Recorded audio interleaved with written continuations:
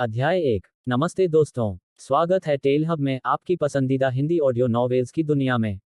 Action हो, romance हो, mystery या फैंटेसी, हर दिन यहाँ मिलता है नया एपिसोड।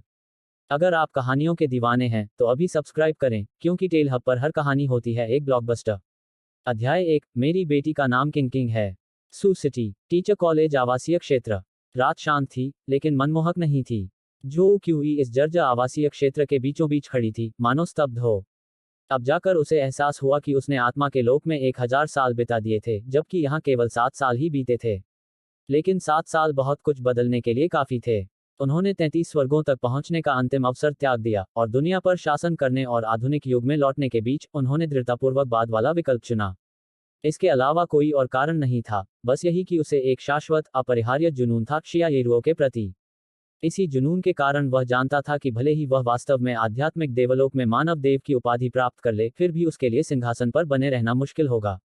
उसे हर हाल में वापस आना ही था, चाहे कुछ भी हो जाए, उसे वापस आना ही था। 7 साल पहले अचानक गायब हो जाने की गलती को सुधारने के लिए, उस महिला को स्पष्टीकरण देने के लिए जिसे वह सबसे ज्यादा प्यार करता था। वह भारी कदमों से सीढ़ियां चढ़ रहा था, अपने दिल में उमड़ रही उत्तेजना को दबा नहीं पा रहा था। यह घर न केवल उसके माता पिता की आखिरी विरासत थी, बल्कि वह छोटी सी दुनिया भी थी जिसे वह जियायेरुओं के साथ साझा करता था। यह रात के खाने का समय था, और हर घर में खुशी देखकर जो क्यूई की आंखों में हल्के से आंसू आ गए। खाने की खुशबू सूंघते ही उसके विचार अतीत की ओर चले गए। जब वह परिचित दरवाजे पर पहुंचा, तो वह वास्तव में झिझक रहा था, दस्तक देने की हिम्मत नहीं कर पा रहा था। राहगीरों ने उसे अजीब निगाहों से देखा। 7 साल, रुओ रुओ, क्या वह ठीक है? अंततः मानसिक रूप से खुद को तैयार करने के बाद जो क्यूई ने गहरी सांस ली और धीरे से दरवाजे पर दस्तक दी। काफी समय बीत गया, लेकिन किसी ने जवाब नहीं दिया। यह क्या है? तभी जो क्यूई ने देखा कि दरवाजे पर बिक्री का विज्ञापन चिपका हुआ था। अचानक उसे एक बुरा पूर्वाभास हुआ। उसने कुछ और बार दरवाजा खटखटाया, लेकिन फिर भी कोई जवाब नहीं मिला। अपनी घबराहट को दबा न पाने के कारण जोची ने दरवाजे का हैंडल पकड़ लिया और उसे तोड़ डालने का इरादा किया। लेकिन अफसोस, वह वापस उसी दुनिया में लौट आया था। इस समय न केवल उसकी आध्यात्मिक चेतना नष्ट हो चुकी थी, बल्कि उसका शरीर भी बुरी हालत में था, जिससे आध्यात्मिक ऊर्जा का उपयोग करना मुश्किल हो रहा था। एक गहरी सांस लेते हुए जोची ने अपनी बची हुई थोड़ी सी आध्यात्मिक ऊर्जा को अपनी उंगली में केंद्रित किया और जोर से दरवाजे के हैंडल पर वार किया। एक जोरदार आवाज के साथ हैंडल टूट गया और जोची ने हौंकते हुए सांस ली। दरवाजा खोलते ही वह सामने का दृश्य देखकर दंग रह गया।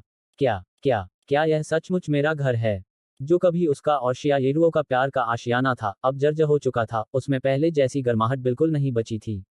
वह तुरंत अपने पुराने कमरे में भागा, लेकिन वहां उसे कुछ नहीं मिला। जमीन पर गिरी एक तस्वीर के अलावा जो क्यूई का दिल निराशा से भर गया। उसने कांपते हुए तस्वीर उठाई और उसकी आंखें नम हो गईं। 7 साल, क्या यही मेरा अंत है? जो क्यूई पुराने सोफे पर धंस गया, उसकी आंखें खाली और सूनी थीं। वह रुओ रुओ को ढूंढना चाहता था, लेकिन उसे समझ नहीं आ रहा था कि शुरुआत कहां से करे। दिशाहीन होकर वह गहरे भ्रम में डूब गया। तभी गलियारे में कई आवाजें गूंज उठीं। क्या यही घर है? धिक्कार है, यहाँ का वातावरण कितना जर्जर है। अरे सच में, नवीनीकरण के बाद तो अच्छा रहेगा। आखिरकार सू शहर में इस कीमत पर ऐसा घर मिलना मुश्किल है। इसकी कीमत उचित होनी चाहिए। यह तो बहुत जर्जर हालत में है। हम इसमें निवेश कैसे कर सकते हैं? अगर स्कूल डिस्ट्रिक्ट की वजह से ऐसा ना होता, तो मैं इसे नहीं खरीदता।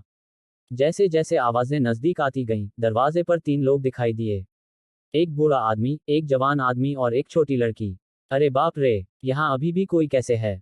फटे हाल कपड़े पहने जो क्यूई को देखकर वह युवक चौंक गया। न सिर्फ वह, बल्कि बूढ़ा आदमी और छोटी बच्ची भी चौंक गए। छोटी बच्ची झट से बूढ़े आदमी के पीछे छिप गई। ये तुम हो क्या? बूढ़े आदमी ने बनावटी संयम बरतते हुए कहा, क्या तुम चोर हो? मैं पुलिस को बुला रहा हूँ। यह मेरा घर है, तुम कौन हो? जो क्यूई ने अपने दुख को दबाते हुए भौहें चढ़ाकर कहा, यह मेरा घर है। आपका घर? युवक ने झट से पूछा, बूढ़े साहब, यह घर आखिर किसका है? क्या आपने नहीं कहा था कि यह आपका है? यह मेरा है। बूढ़े आदमी ने उलझन में कहा, आपका घर? आप? क्या यह हो सकता है? यह सोचकर बूढ़ा आदमी एकदम चौंक गया और लगभग जमीन पर गिर पड़ा। क्या तुम हो सकते हो? मेरा नाम जोची है। जोची खड़ी हो गई, क्या आप मुझे जानते हैं? जो क्यूई, तुम आखिरकार वापस आ गए। बूढ़े आदमी की आंखों में तुरंत आंसू आ गए और उसने उसका हाथ पकड़ लिया, तुम जिंदा हो। आप अंकल वांग हैं, मेरे पिताजी के साथी। जो की को आखिरकार इस क्षण याद आया। उसके सामने खड़ा व्यक्ति वास्तव में उसका देहाती पड़ोसी अंकल वांग था, जिसने उसकी बहुत देखभाल की थी। 1000 साल बाद यह स्वाभाविक था कि उसने तुरंत प्रतिक्रिया नहीं दी। चाचा वांग, असल में आप हैं शिया। इससे पहले कि जो क्यूई अपनी बात पूरी कर पाती, बूढ़े आदमी ने तुरंत छोटी बच्ची को अपने सामने खींच लिया और उत्साह से कहा, मैं हूं किंग किंग, चलो इन्हें पापा कहो। चौंका। इस समय जो क्यूई का चेहरा सदमे से भर गया था। उसने अविश्वास से उस बूढ़े आदमी की ओर देखा। यह आखिर है क्या? पापा, वो मेरे पापा हैं। छोटी बच्ची बहुत ही सलीकेदार और प्यारी थी, उसके गुलाबी चेहरे पर हैरानी का भाव था। हाँ, ये तुम्हारे पापा हैं। बूढ़े आदमी ने जोऊची का हाथ पकड़ते हुए कहा, जोऊची, ये तुम्हारी और शिया येरुओ की बच्ची है। मेरी और शिया येरुओ की बच्ची। जो क्यूई की आवाज और भी कांपने लगी। उसने छोटी बच्ची को अविश्वास से देखा और उसकी आंखें धीरे धीरे नम हो गईं। जी हाँ, उसे पहली बार देखते ही एक जानी पहचानी सी अनुभूति हुई थी। उसकी बड़ी बड़ी आंखें बिल्कुल रुओ रुओ जैसी थीं। उसका मुंह मानो उसी सांचे से तराशा गया हो। उसे अपनी दैवीय शक्ति का प्रयोग करने की आवश्यकता नहीं थी और न ही उसे इसकी जरूरत थी। केवल उनके रक्त संबंध से ही वह यह निर्धारित कर पाया कि यह वास्तव में उसकी जैविक संतान है। बच्ची, मेरी एक बच्ची है। नम आंखों से जो क्यूई ने छोटी बच्ची को गले लगाया। तुम्हारा नाम क्या है? वो जब आपने मुझे गले लगाया तो मुझे बहुत दुख हुआ। छोटी बच्ची रोते हुए जोऊची को कसकर गले लगा लिया। मेरा नाम जो किंग किंग है। पापा, क्या आप सच में मेरे पापा हैं? अब मेरे पास एक पापा हैं। मैं महसूस कर सकती हूँ, आप मेरे पापा हैं। वो पापा, कृपया इस बार मुझे छोड़कर मत जाए, फिर कभी मत जाए। पापा मुझे छोड़कर नहीं जाएंगे। पापा अब कभी मुझे छोड़कर नहीं जाएंगे। जो क्यूई ने जटिल भावनाओं के उफान को दबा लिया। अहम, मेरा मतलब आपके पारिवारिक मिलन में बाधा डालना नहीं है। लेकिन मुझे कुछ कहना है। युवक ने थोड़ी झिझक के साथ 2 बार खांसा। यह घर, क्या आप इसे अभी भी बेच रहे हैं? मैं इसे नहीं बेच रहा हूँ। जो क्यूई ने सिर हिलाते हुए कहा, क्षमा करें। बिक नहीं रहे। धिक्कार है, कितना दुर्भाग्य है, मैं इतनी दूर तक आया। जाते समय उसने बड़बड़ाते हुए गाली दी। जो क्यूई ने इसे दिल पर नहीं लिया और जो किंग किंग को कसकर पकड़ते हुए पूछा, चाचा वांग, आखिर यह सब हुआ क्या? ये तो बहुत लंबी कहानी है। 3 साल पहले पता चला कि जोऊची के गायब होने के बाद शिया येरुओ ने उसकी तलाश कभी नहीं छोड़ी। वह जोऊची को अच्छी तरह समझती थी और जानती थी कि वह अचानक गायब होने वाला व्यक्ति नहीं था। बेशक, उसे यह भी नहीं पता था कि जोऊची एक दुर्घटना के कारण दूसरे लोक में चला गया था। यह खोज 4 साल तक चली। जोऊची के गायब होने के 1 साल बाद ही शिया येरुओ ने जोऊ किंग किंग को जन्म दिया। लेकिन जोऊ क्यूई को ढूंढने के लिए जिया येरुओ ने अपनी सारी बचत खर्च कर दी। उसने हाल ही में विश्वविद्यालय से स्नातक की उपाधि प्राप्त की थी और वह माँ और बेटी दोनों का भरण पोषण करने में असमर्थ थी। फिर आगे क्या हुआ? जो क्यूई की आवाज कांप रही थी। बाद में अंकल वांग ने आह भरी। दरअसल शिया येरुओ एक धनी परिवार से थी।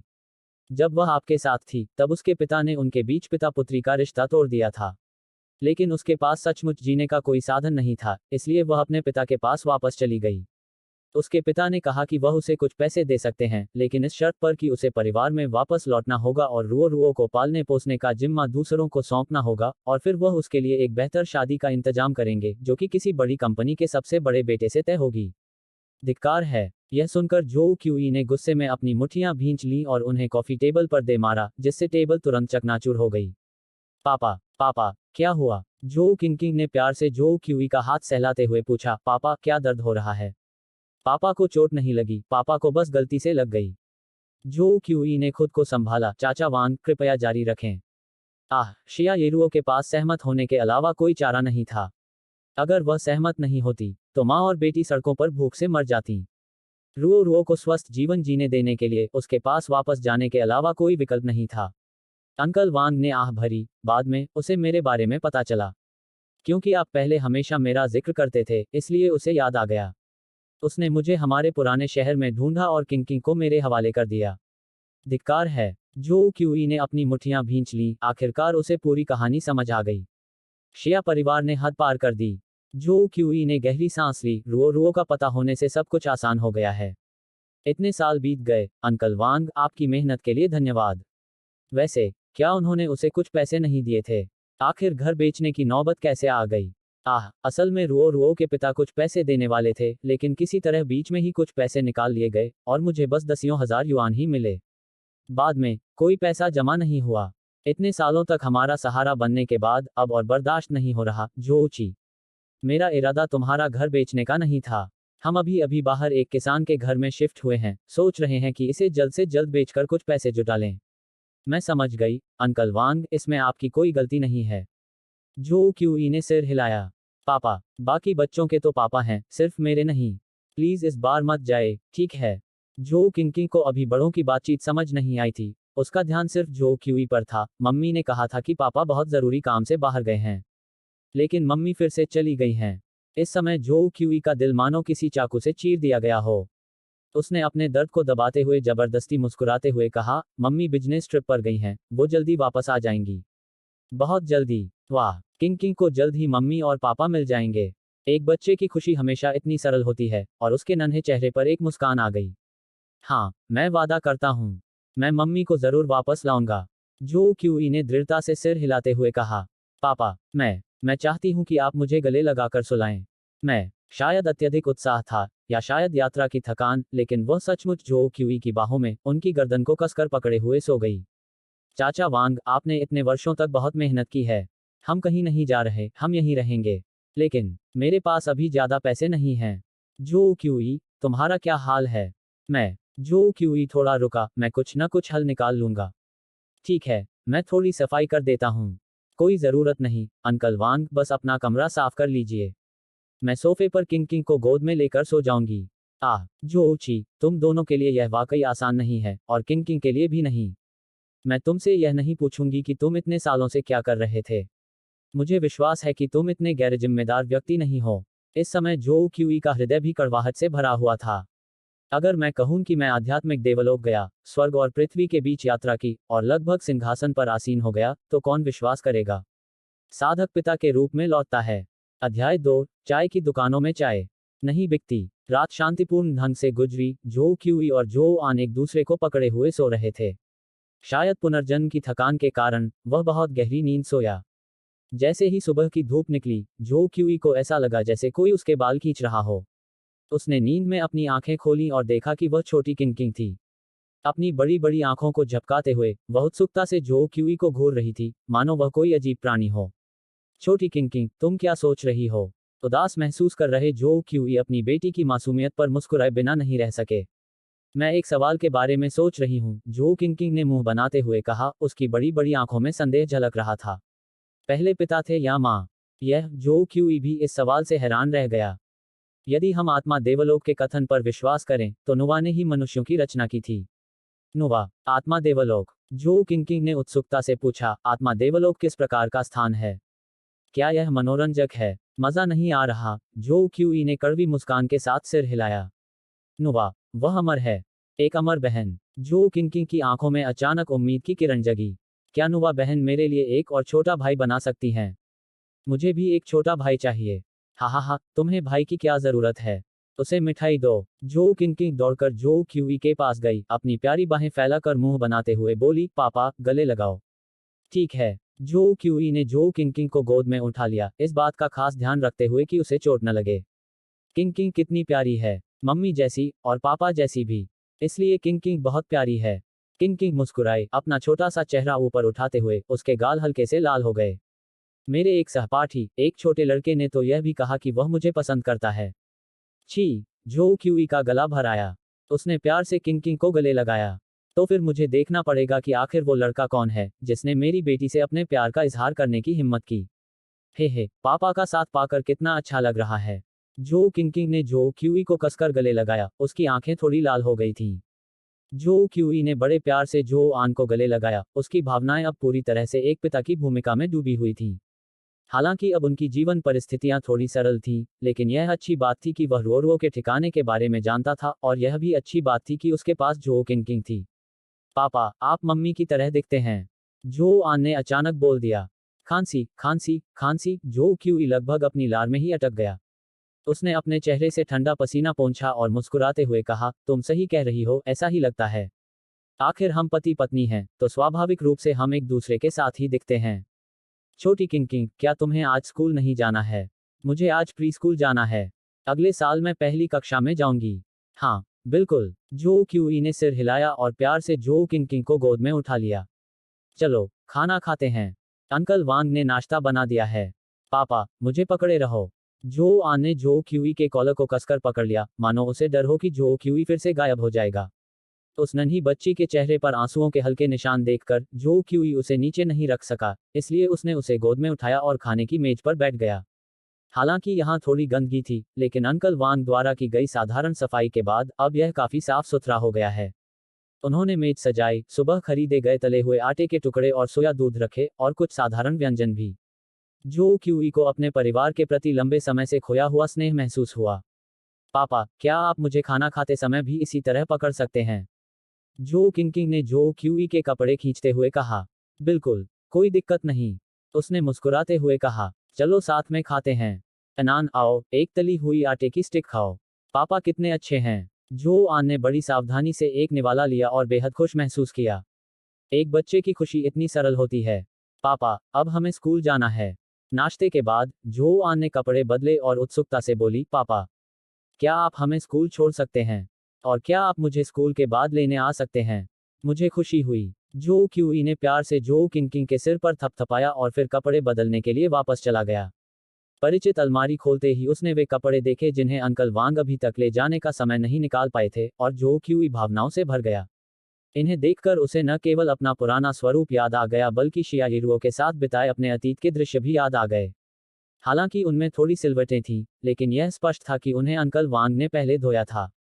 कपड़े थोड़े छोटे थे, आंशिक रूप से पुराने कपड़ों के सिकुड़ने के कारण और आंशिक रूप से इसलिए क्योंकि उनका शरीर पहले से अधिक मजबूत था। चाचा वांग, हम चल रहे हैं। जो क्यूई ने जो किंकिंग को गोद में उठाते हुए कहा। ठीक है, बाद में मैं उस किसान के घर जाकर मकान मालिक से बात करूंगा और देखूंगा कि क्या हम किराया वापस पा सकते हैं। ठीक है, सब कुछ जल्दी से स्थानांतरित मत करो। समय आने पर मैं तुम्हारी मदद करूंगा। समझ गया। पिता पुत्री, आप दोनों का साथ होना बहुत दुर्लभ है। अंकल वांग ने सिर हिलाया और मुस्कुराते हुए जोऊची के कान के पास झुककर फुसफुसाया। जोऊची, किंकिंग बहुत समझदार लड़की है। वह कुछ बातें अपने दिल में समझ लेती है लेकिन कभी कहती नहीं है। आपको उसका अच्छे से ख्याल रखना होगा, उसके साथ रहना होगा। कुछ प्यार मैं नहीं दे सकता, वह सिर्फ आप ही दे सकते हैं, क्योंकि आप उसके पिता हैं। चिंता मत करो अंकल वांग, अब से मैं इसका ख्याल रखूंगा। जो क्यूई ने गंभीरता से सिर हिलाया और फिर जो किंकिंग का हाथ पकड़कर बाहर चला गया। उस समुदाय के अधिकांश निवासी पड़ोसी थे जो एक दूसरे को कई वर्षों से जानते थे। जैसे ही उन्होंने जो क्यूई को जो किंकिंग को पकड़े हुए देखा, वे सभी आश्चर्य से उसकी ओर देखने लगे। नमस्ते आंटी झांग। जो किंकिंग ने किराने का सामान खरीद कर निकली एक आंटी को नमस्कार किया। ओह, कितनी समझदार बच्ची है। नौजवान, तुम किंकिंग के भाई होगे, है ना? चाची ने मुस्कुराते हुए कहा। मैं, आंटी झांग, ये मेरे पापा हैं। जो किंकिंग ने गर्व से कहा और जो क्यूई के गले लग गई। पापा, ओह, आंटी झांग ने जटिल आंखों से जो क्यूई को देखा। युवक, क्या तुम सचमुच किंकिंग के पापा हो? हाँ, जो क्यूई ने कड़वी मुस्कान के साथ कहा। तुम्हें किंकिंग का अच्छे से ख्याल रखना चाहिए। छोटी बच्ची बहुत दयनीय हालत में है। ठीक है। जो क्यूई ने गंभीरता से सिर हिलाया। तो मैं अब किंकिंग को स्कूल छोड़ने जा रही हूँ। जाओ, जाओ। ओह। पिता और बेटी पूरे रास्ते बातें करते और हंसते रहे, और जल्द ही वे प्रीस्कूल के प्रवेश द्वार पर पहुंच गए। स्कूल घर के बहुत पास था। जो क्यूई ने अनिच्छुक किंकिंग को छोड़ा और उसे स्कूल के अंदर जाते हुए देखा। एक गहरी सांस लेते हुए जो क्यूई को एहसास हुआ कि उसकी जिम्मेदारियां और भी बढ़ गई हैं। अब सबसे अहम मुद्दा अपने परिवार का भरण पोषण करना था, जो अंततः पैसे पर ही आकर टिक गया। उन्होंने कई साल पहले कॉलेज में अर्थशास्त्र जैसे अमूर्त विषय का अध्ययन किया था, और उन्हें वास्तव में यह समझ नहीं आ रहा था कि इसका उपयोग नौकरी खोजने के लिए कैसे किया जाए। तभी अचानक उसकी नज़र एक लग्जरी कार पर पड़ी जो उसकी नज़रों के सामने से गुजर रही थी। कार एक चाय की दुकान के सामने रुकी, और उसमें से एक अधेड़ उम्र का व्यक्ति शाही अंदाज में चलते हुए बाहर निकला। हालांकि उनकी उम्र काफी बढ़ गई थी, फिर भी उनकी आंखें तेज थीं और उनके कदम दृढ़ थे। इस व्यक्ति में राजसी आभा है, स्पष्ट रूप से एक उच्च पदस्थ शक्तिशाली व्यक्ति है। जो क्यूई ने सोचा, लेकिन मुझे हमेशा ऐसा लगता है कि कोई विशेष ऊर्जा क्षेत्र उसे प्रभावित कर रहा है। कुछ तो गड़बड़ है। यह चायघर भी बहुत अजीब है। इसके प्रवेश द्वार की बनावट से लेकर इसकी सजावट तक, यह एक रहस्यमय वातावरण बिखेरता है। क्या यहाँ कोई गुरु हो सकता है? यह सोचकर जो क्यूई को जाने की कोई जल्दी नहीं थी और वह जांच करना चाहता था। यही सोचकर जो क्यूई आगे बढ़ी। सर, मुझे खेद है, कृपया अपना सदस्यता कार्ड दिखाएं। महिला स्वागतकर्ता ने जो क्यूई को विनम्रता से रोका। क्या मुझे अंदर जाने के लिए सदस्यता कार्ड की जरूरत है? जो क्यूई थोड़ा हैरान होकर मुस्कुराए और बोली, मुझे बस एक कप चाय। चाहिए। माफ कीजिए महोदय, हम यहाँ चाय नहीं बेचते हैं। यहाँ चाय नहीं बिकती। जो क्यूई ने हैरानी भरे भाव से पट्टिका की ओर इशारा करते हुए पूछा। क्या यह चाय घर नहीं है? इस बार स्वागत करने वाली महिला ने कुछ नहीं कहा, बस विनम्रता से मुस्कुराई, जिसका अर्थ स्पष्ट था। जो क्यूई ने जबरदस्ती अंदर जाने की कोशिश नहीं की। वह जानता था कि हालांकि इस चाय घर में हर जगह एक रहस्यमय माहौल था, लेकिन फिलहाल वह अंदर नहीं जा सकता था। यह सोचते हुए वह गली के कोने की ओर चल पड़ा। कुछ ही देर बाद अधेड़ उम्र का आदमी बाहर आया और अपनी कार में बैठ गया। हालांकि जो क्यूई की दिव्य चेतना अब पूरी तरह से नष्ट हो चुकी थी, फिर भी वह आसपास के चुंबकीय क्षेत्र में होने वाले परिवर्तनों को महसूस कर सकता था। उसने एक पल सोचा, फिर तेजी से आगे बढ़ा और कार को स्टार्ट होने से पहले ही रोक दिया। अरे बाप रे, क्या तुम मौत को दावत दे रहे हो? सावधान रहो, मैं तुम्हें कुचल दूंगा। ड्राइवर को अचानक किसी के बाहर आने की उम्मीद नहीं थी और वह डर के मारे जोर से गाली देने लगा। पीछे बैठे अधेड़ उम्र के व्यक्ति ने भौहें चढ़ा लीं और असमंजस में जो क्यूई को देखने लगा। मालिक, अगर मैं गलत नहीं हूं, तो आप इस समय बहुत बड़ी मुसीबत में हैं, जो क्यूई ने शांत भाव से कहा। और यह कोई मामूली मुसीबत नहीं है। एक हफ्ते के अंदर आपकी अचानक मृत्यु हो सकती है। धिक्कार है तुम पर। ड्राइवर के बोलने से पहले ही अधेड़ उम्र के व्यक्ति ने अपना हाथ उठाया। उसकी आंखें थोड़ी सिकुड़ी हुई थीं।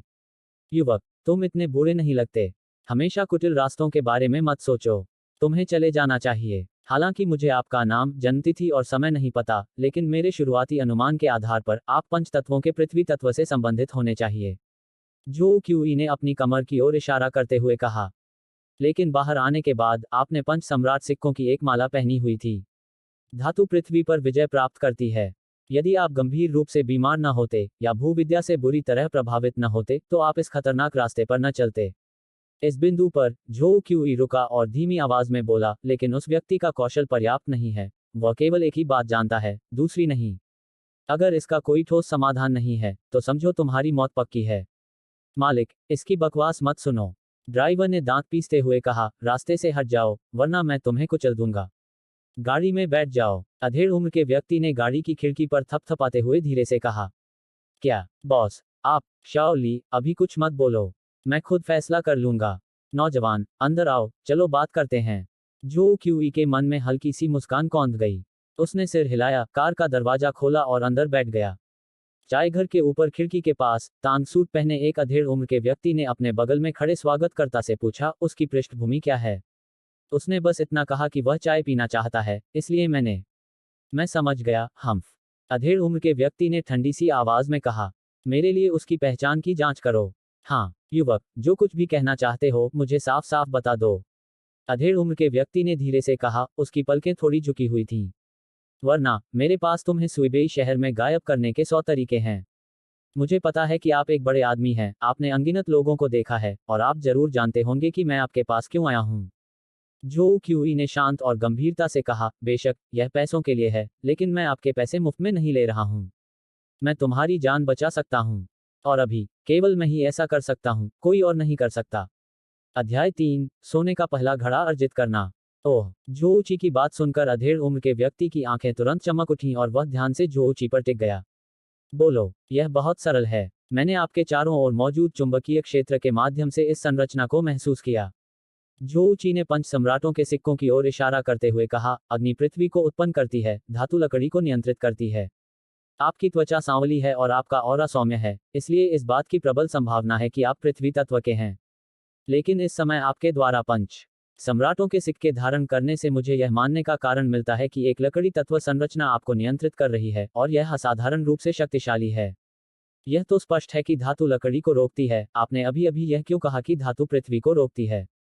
अधेड़ उम्र के व्यक्ति ने हैरानी से पूछा। अधिकांश लोग जानते हैं कि धातु लकड़ी को रोकती है, लेकिन वास्तव में, बहुत कम लोग यह जानते हैं कि धातु पृथ्वी को और भी अधिक रोकती है। यह संरचनाओं का एक अधिक गहन सिद्धांत है। जोऊची ने अपनी नाक रगड़ी। तो, ऊपरी तौर पर, पंच सम्राटों के सिक्के लकड़ी तत्व वाले फेंग शुई का मुकाबला करने के लिए उपयोग किए जाते हैं, लेकिन वास्तव में, इनका उद्देश्य आपकी मृत्यु को शीघ्र करना है। इस समय, जोऊची ने अधेड़ उम्र के व्यक्ति की आंखों में गहराई से देखा। अब आप समझ गए होंगे कि मैं ऐसा क्यों कह रही हूं, है ना? अगर मैं गलत नहीं हूं, तो आपको सीने में जकड़न और मन में बेचैनी महसूस हो रही होगी। और आपके कमरे में कोई सजावटी पौधे तो नहीं होंगे। क्या यह सही है या गलत? यह सुनकर अधेड़ उम्र के व्यक्ति को जबरदस्त झटका लगा और उसने अपनी सीट के नीचे एक बटन दबा दिया। धीरे धीरे एक पर्दा ऊपर उठा, जिससे पीछे की पंक्ति ड्राइवर से अलग हो गई और एक अधिक निजी स्थान बन गया। बताओ, तुमने और क्या देखा है? अधेड़ उम्र के व्यक्ति ने दांत पीसते हुए कहा। अगर आपको मुझ पर भरोसा है तो मुझे अपने कार्यालय ले चलिए, जो क्यूई ने शांत भाव से कहा। मैं व्यक्तिगत रूप से आपको गठन को स्थिर करने में मदद करूंगा। ठीक है, अधेड़ उम्र के व्यक्ति ने सिर हिलाया, पर्दा नीचे किया और कहा, शाओली, अब कंपनी चलो। कुछ ही देर में कार सुइबेई शहर के मध्य क्षेत्र में पहुंच गई, जहां विशाल गगनचुंबी इमारतों का समूह था। और ठीक बीच में सुइबेई का दिल के नाम से मशहूर एक 350 मीटर ऊंची गगनचुंबी इमारत खड़ी थी। उस पर 4 बड़े अक्षरों में स्पष्ट रूप से लिखा था, वगुओ ग्रुप। यह अनुमान लगाना आसान था कि जो क्यूई के बगल में खड़ा अधेड़ उम्र का व्यक्ति वुगो समूह का नया प्रमुख वू झेंगगो ही था। कार बिना किसी बाधा के सीधे भूमिगत कार्यकारी पार्किंग स्तर तक गई और फिर एक निजी लिफ्ट से सीधे सबसे ऊपरी मंजिल पर पहुंच गई। लगभग 300 वर्ग मीटर के कार्यालय में प्रवेश करते हुए वू झेंगगो ने किसी और को अपने पीछे आने की अनुमति नहीं दी और केवल जोची के साथ ही अंदर गए। हालांकि अब वे नवधनी नहीं थे, बल्कि पैतृक संपत्ति के मालिक थे, फिर भी उन्हें उपलब्धि का एहसास हुआ और उन्होंने सहज रूप से जोची की ओर देखा। लेकिन उन्हें यह उम्मीद नहीं थी कि जोची का चेहरा शांत और बिल्कुल भावहीन होगा। शांत रहने की बात तो छोड़ ही दीजिए। दरअसल जो क्यूई को बिल्कुल भी हैरानी नहीं हुई। क्या तुम मजाक कर रहे हो? वह एक समय ऐसा व्यक्ति था जो 9 आकाशों से चंद्रमा को उखाड़ सकता था, भला वह इस तरह के साधारण दृश्य से कैसे भयभीत हो सकता है? वह स्वाभाविक रूप से कार्यालय के केंद्र की ओर टहलते हुए, थोड़ा आंखें सिकोड़ते हुए कुछ महसूस कर रहा था। युवक, तुमने क्या देखा? जो क्यूई को काफी देर तक चुप देखकर अधेड़ उम्र के व्यक्ति ने बिना सोचे समझे पूछ ही डाला। मुझे लगता है कि मामला इतना आसान नहीं है, आपने मुझसे कुछ छिपाया है। जोची ने अपनी नाक रगड़ते हुए उस अधेड़ उम्र के व्यक्ति को देखा। आप में स्वाभाविक रूप से एक राजा का आभास है, सत्ता को नियंत्रित करने की स्वाभाविक क्षमता है। इतनी अपार शक्ति होना कोई साधारण बात नहीं है। मुझे आश्चर्य है, क्या आपके प्रतिद्वंद्वी की कंपनी के नाम में लकड़ी शब्द है? इस पर अधेड़ उम्र का व्यक्ति अंततः जो क्यूई की बातों से पूरी तरह सहमत हो गया। जी हाँ, उस कंपनी का नाम गुआंगमू लिमिटेड है। जो क्यूई, आप वाकई दिलचस्प हैं। अरे, आपको पता है मेरा नाम जोची है। जोची थोड़ा चौंक गया, फिर जल्दी ही समझ गया। वो झेंगगुओ जैसी शक्ति वाले व्यक्ति के लिए उसकी पृष्ठभूमि की जांच करना बेहद आसान होगा। मेरी पृष्ठभूमि तो बिल्कुल साफ होनी चाहिए, है ना? अगर मुझमें एक भी दाग होता तो शायद मैं यहां तक पहुंचने से पहले ही मर गया होता। आप सही कह रहे हैं, मैं किसी को भी अपने पास आने की इजाजत नहीं देता। वो झेंगगुओ सोफे पर शान से बैठे हुए मुस्कुराते हुए बोले, आप तो बड़े साफ सुथरे हैं। आपका एक बच्चा भी है। आपकी प्रेमिका का मामला थोड़ा पेचीदा है और कम समय में पूरी तरह से जांच पड़ताल करना मुमकिन नहीं है, लेकिन शायद इसका मुझसे कोई लेना देना नहीं है। जहां तक आपकी बात है, आप उन 7 सालों में कहां गायब हो गए थे?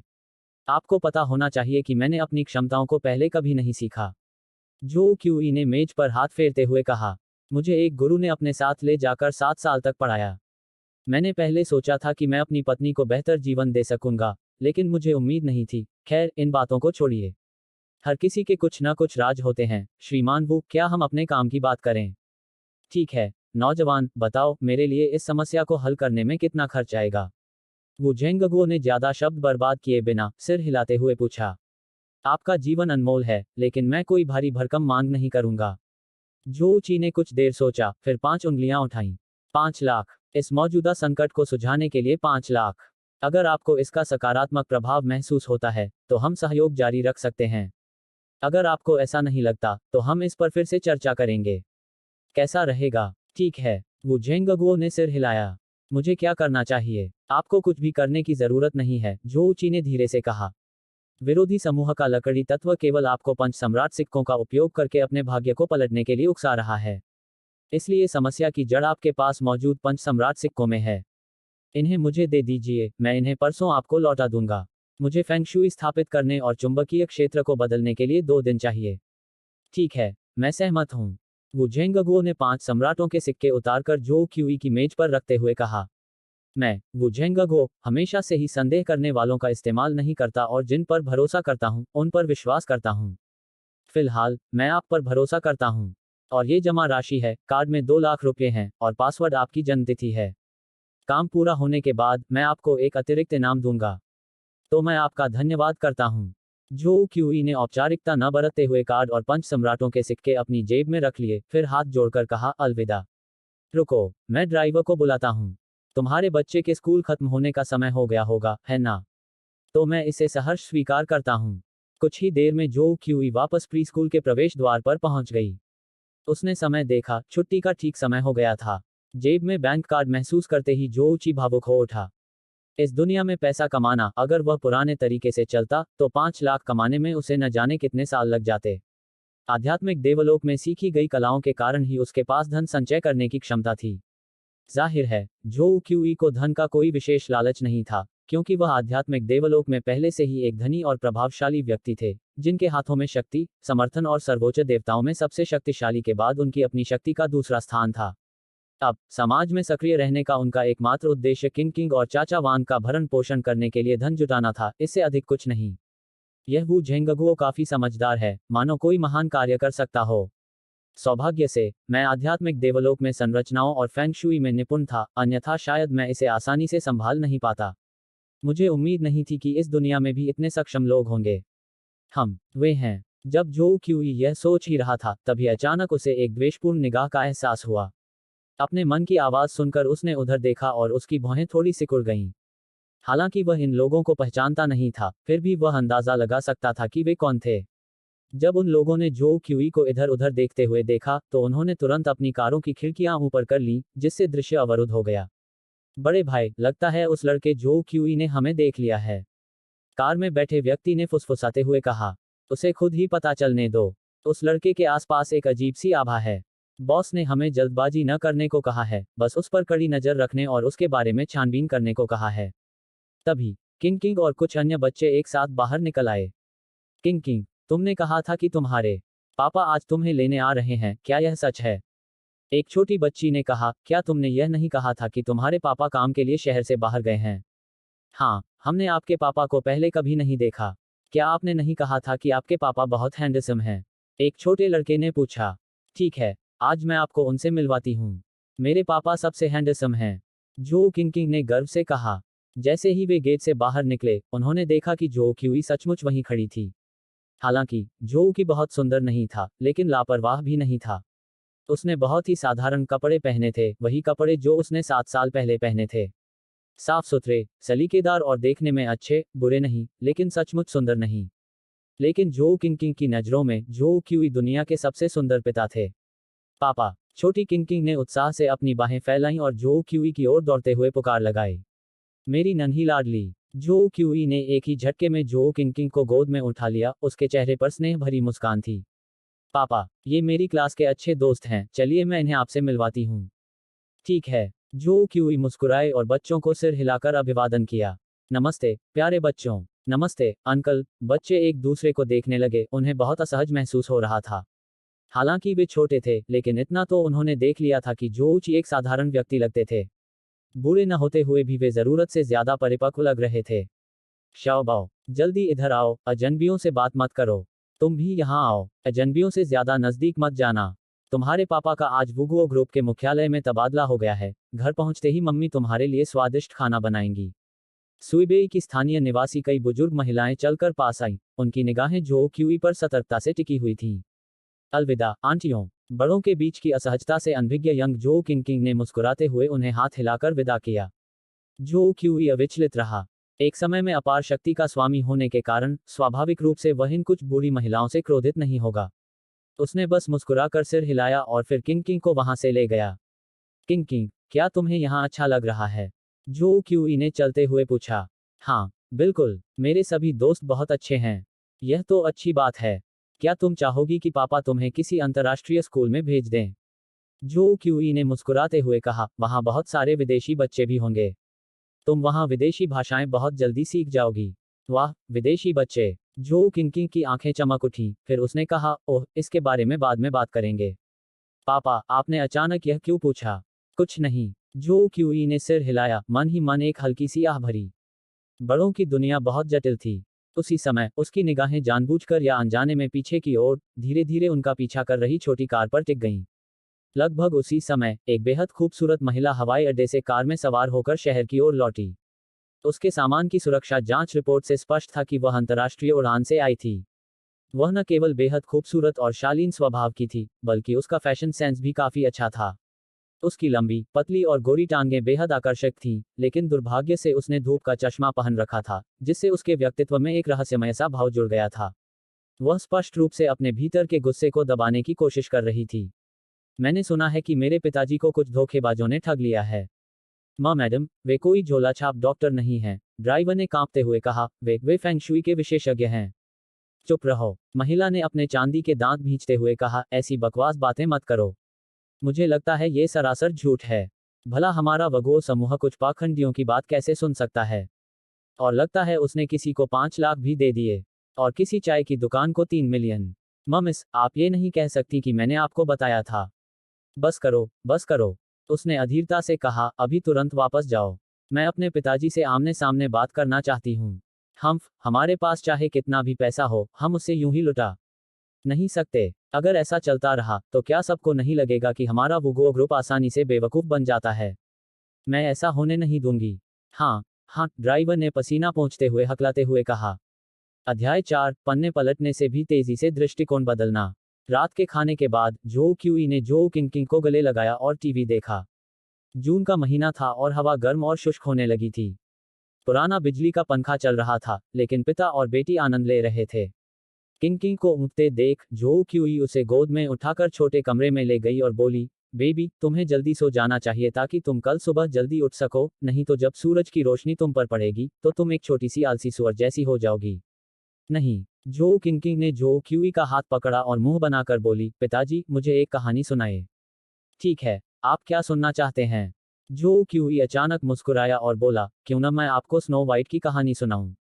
एक समय की बात है, स्नो नाम की एक बहुत सुंदर राजकुमारी थी। ये तो बहुत पुराने जमाने की बात है। जो किंग ने एक पल सोचा, क्या आपके पास कोई पौराणिक कथाएं हैं? जैसे कि देवी नुवा के बारे में। पौराणिक कथाएं। जो क्यूई थोड़ा चौंक गया, फिर कड़वी मुस्कान के साथ सिर हिलाते हुए बोला, ठीक है, करोड़ों साल पहले एक युवक था जो एक दुर्घटना में अचानक आत्मा देवलोक नामक स्थान पर पहुंच गया। वहां वह एक अज्ञानी युवक से अनगिनत कठिनाइयों से गुजरते हुए अंततः एक पीढ़ी का विलक्षण प्रतिभावान व्यक्ति बन गया। जो क्यूई धीमी आवाज में बोल रहा था जब उसने देखा कि जो किंग पहले ही सो चुकी है। उसके माथे पर धीरे से चुंबन करके जो क्यूई खड़ा हुआ और जाते समय सावधानीपूर्वक दरवाजा बंद कर दिया। अपने कमरे में लौटकर जो क्यूई ने वू झेंगगो से प्राप्त 5 सम्राटों के सिक्के निकाले। आंखें सिकोड़कर और ध्यान से देखने पर वह तुरंत आश्चर्यचकित हो गया।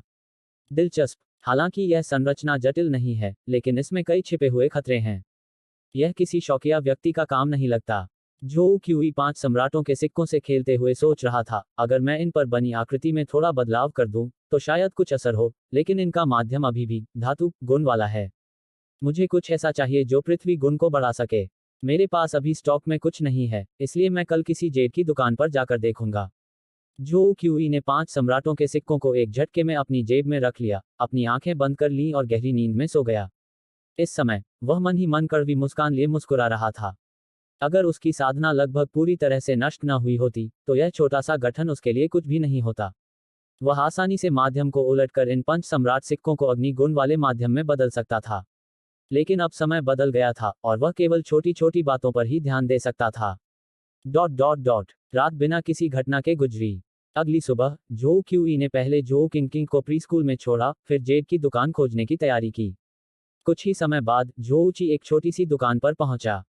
हालांकि दुकान का आकार बड़ा नहीं था, लेकिन अंदर प्रवेश करने से पहले ही जो ऊची को एक शुद्ध और सौम्य आभा का एहसास हुआ। स्पष्ट था कि वहां कुछ अच्छा ही था। स्वागत है। एक ग्राहक को अंदर आते देख काउंटर के पीछे बैठा मोटा आदमी जम्हाई लेते हुए बेरुखी से बोला। जो क्यूई को कोई फर्क नहीं पड़ा। वह बस इधर उधर घूमता रहा और कुछ सोचता रहा। पृथ्वी तत्व को बढ़ाने वाले आभूषण के लिए एम्बर सबसे अच्छा है। सिट्रीन भी काम कर सकता है, लेकिन वह उतना मजबूत नहीं है। लेकिन यहाँ का एम्बर बहुत छोटा है, ऐसा लगता है जैसे कारखाने में चिपकाए गए टुकड़े हों। इसमें कुछ खास अच्छा नहीं है। ऐसा नहीं होना चाहिए। मुझे बाहर एक शक्तिशाली ऊर्जा का स्पष्ट एहसास हुआ। यह सोचते हुए जो क्यूई ने अचानक ऊपर देखा और कहा, मालिक, क्या आपके पास इससे बेहतर एम्बर है? ओह, आप अच्छा एम्बर खरीदना चाहते हैं? मोटे आदमी ने पलकें उठाईं, जो क्यूई की ओर देखा, फिर मुंह बनाकर बोला, नहीं, बस ये। अगर आपको पसंद आए तो एक चुन लीजिए, नहीं तो दूसरी दुकान पर जाए। क्या आपको डर है कि मैं इसे खरीद नहीं पाऊंगा? जो क्यूई ने अपनी नाक रगड़ते हुए मुस्कुराते हुए कहा। जो क्यूई की अचेतन क्रिया को देखकर मोटा आदमी अचंभित रह गया, फिर बोला, हाँ, ये जो यहाँ प्रदर्शित हैं, इनकी कीमत आमतौर पर कुछ हजार है, और जो अच्छी हैं उनकी कीमत दसियों हजार या यहाँ तक कि लाखों में है। क्या आप इन्हें खरीद सकते हैं? क्या आप इसी तरह व्यापार करते हैं? जो क्यूई मुस्कुराया और सिर हिलाया। आमतौर पर दुकानदार बड़े खरीदारों को आकर्षित करने के लिए अपनी सबसे कीमती चीजें प्रदर्शित करने के लिए उत्सुक रहते हैं। लेकिन आप उन्हें छुपाते हैं। कुछ भी असामान्य हमेशा संदेह पैदा करता है। अगर मैं गलत नहीं हूं, तो आप शायद ऐसा इसलिए कर रहे हैं। जो क्यूई के बोलने से पहले ही कई बदमाशों ने दरवाजा तोड़कर अंदर प्रवेश किया। यो, बॉस हुआंग, लगता है आज कारोबार खूब चल रहा है। इतनी जल्दी ग्राहक आ गए। नेता लाल बालों वाला एक नौजवान था जो अकड़ दिखा रहा था और साफ तौर पर अच्छा आदमी नहीं था। लाल भाई, लाल बालों वाले, मैंने अभी तक दुकान खोली भी नहीं है। मोटा आदमी झट से खड़ा हो गया और अजीब तरह से बोला, एक गंवार आया है, शायद कुछ खरीद भी नहीं सकता। भाई लाल बालों वाले, क्या आप एक अपवाद कर सकते हैं? मैंने आजकल ज्यादा पैसे नहीं कमाए हैं, और मेरे पास आपको देने के लिए कुछ खास नहीं है। आप कुछ चुन लीजिए, दफा हो जाओ। लाल बालों वाली लड़की ने गुस्से से कहा, दूसरों को शायद पता न हो, लेकिन मुझे पता है, धिक्कार है। ये सब तो लगभग कारखाने में बने सामान हैं, तो अगर कोई नौसिखिया इन्हें बेवकूफ बना ले तो क्या हुआ? बाहर इनकी कितनी कीमत मिल सकती है? मैं कब से तुम्हारे लिए छूट दे रही हूँ, अब भी इनकार कर रहे हो? बिल्कुल सही, मोटे हुआंग, हमारे लाल बालों वाले भाई का स्वभाव पहले से ही बहुत अच्छा है, मेरे साथ मरने का नाटक मत करो। अगर कुछ और दिनों की मोहलत मिली, तो मानो या ना मानो, मैं तुम्हारे पूरे परिवार को मार डालूंगा। बकवास बंद करो, जल्दी करो और पैसे दे दो। कई छोटे भाइयों ने मेजों पर हाथ पटका और मोटे आदमी को गालियां दी।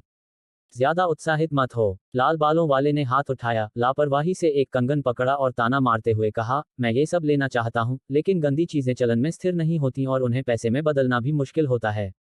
ये नकदी जितनी सुविधाजनक कैसे हो सकती हैं? वैसे भी, तुम्हारे पास यहाँ कोई कीमती सामान नहीं है, ये सब कबाड़ हैं। यह सुनकर जो क्यूई को आखिरकार समझ आ गया। यह बिल्कुल वैसा ही था जैसा उसने सोचा था। भाई लाल बालों वाले, मेरे पास सचमुच पैसे नहीं हैं।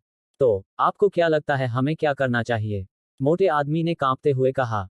तो मैं तुम्हें सबक सिखाने के लिए फिर से पीटूंगा। लाल बालों वाले ने ताना मारा, फिर जो ऊंची की ओर मुड़कर कहा, बेचारे, अगर तुम कुछ नहीं खरीद रहे हो, तो यहाँ से चले जाओ, यहाँ पर तड़क मत बनो। हम चुपचाप खड़े रहना। हमारे भाई रेड हेयर को जरा भी सम्मान न देना। छोटे भाइयों में से एक ने जोओकी को स्थिर खड़े देखा, सीधे जोओकी का कॉलर पकड़ा और उपहास उड़ाते हुए कहा, ओहो, एक ऐसा भी है जिसे मौत से डर नहीं लगता। जो क्यूई ने उसकी तरफ नहीं देखा, बल्कि उस मोटे आदमी को घूर कर देखा और फिर कहा, मुझे लगता है तुम लोग सचमुच बेवकूफ चोरों का झुंड हो। मैं ग्राहक हूं, और ग्राहक भगवान होता है। अगर तुम इतना हंगामा करोगे, तो कौन कुछ खरीदने की हिम्मत करेगा? अगर कोई कुछ नहीं खरीदेगा, तो इस मालिक के पास तुम्हें सम्मान देने के लिए पैसे कहां से आएंगे? क्या यह एक बंद गली नहीं है? धिक्कार है। भाई रेड हेयर, इस बच्चे ने जो कहा वह कुछ हद तक सही लगता है। मेरी गांड को समझो। लाल बालों वाले ने उसे थप्पड़ मारा। जो क्यूई की नाक की ओर इशारा करते हुए कहा, तुम्हें क्या लगता है कि तुम मुझे उपदेश दे सकते हो? अभी निकल जाओ, मैं तुम्हें 3 सेकंड का समय देती हूँ, वरना मैं तुम्हें खड़े होकर अंदर आने और लेटकर बाहर जाने पर मजबूर कर दूंगी। जो युवा बहुत अहंकारी होते हैं, यह अच्छी बात नहीं है। जो क्यूई ने सिर हिलाते हुए हल्के से कहा, अरे यार, जैसे कि तुम जवान नहीं हो। अगर तुम घमंडी नहीं हो, तो क्या तुम अब भी जवान हो? तुम मुझसे ऐसा कहने के लायक नहीं हो। जो क्यूई ने ऊपर देखते हुए हल्के स्वर में कहा, मैं तुम्हें मार डालूंगा। छोटे भाई ने चिल्लाते हुए अचानक एक फोल्डेबल लाठी निकाली और उसे जो क्यूई के सिर पर घुमाया। लगता है वो भी ज्यादा समझदार नहीं है। मोटे आदमी ने देखते देखते अपनी आंखें झट से बंद कर लीं। लेकिन घटनाक्रम ने सबकी उम्मीदों से परे जाकर सबका ध्यान खींचा। छोटे भाई की लाठी जोऊची को छू भी नहीं पाई, बल्कि एक जोरदार धमाके के साथ जोऊची ने लाठी को पीछे की ओर धकेलकर पकड़ लिया। उनके चेहरे पर कोई भाव नहीं बदला, एकदम शांत। लाठी में जोरदार कंपन हुआ। जोऊची को कोई चोट नहीं आई, लेकिन छोटे भाई को झटके से तेज दर्द हुआ। वह चिल्लाया और झट से हाथ छोड़ दिया। नीचे देखा तो पाया कि उसके अंगूठे और तर्जनी के बीच की त्वचा खून से लथपथ थी। मेरा हाथ! चिल्लाओ मत। जोऊची के चेहरे पर हमेशा मुस्कान रहती थी। उसने उस आदमी के बाल पकड़ लिए। जैसे ही छोटा भाई फिर से रोने लगा, जोऊची ने उसके बाल जोर से खींचे और उसका चेहरा जोर से अपने घुटने पर दे मारा। कुछ दर्दनाक धक्कों के बाद छोटा भाई कोई आवाज नहीं निकाल सका।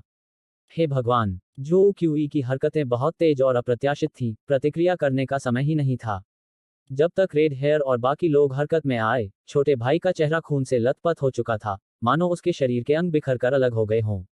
उसकी नाक की हड्डी पूरी तरह चकनाचूर हो चुकी थी और हड्डी के टुकड़े अंदर धंसे हुए थे। उसकी उंगलियां अनियंत्रित रूप से फड़फड़ा रही थीं, जिससे साबित होता था कि वह यमराज से मिलने नरक नहीं गया था, बल्कि अभी भी जीवित था।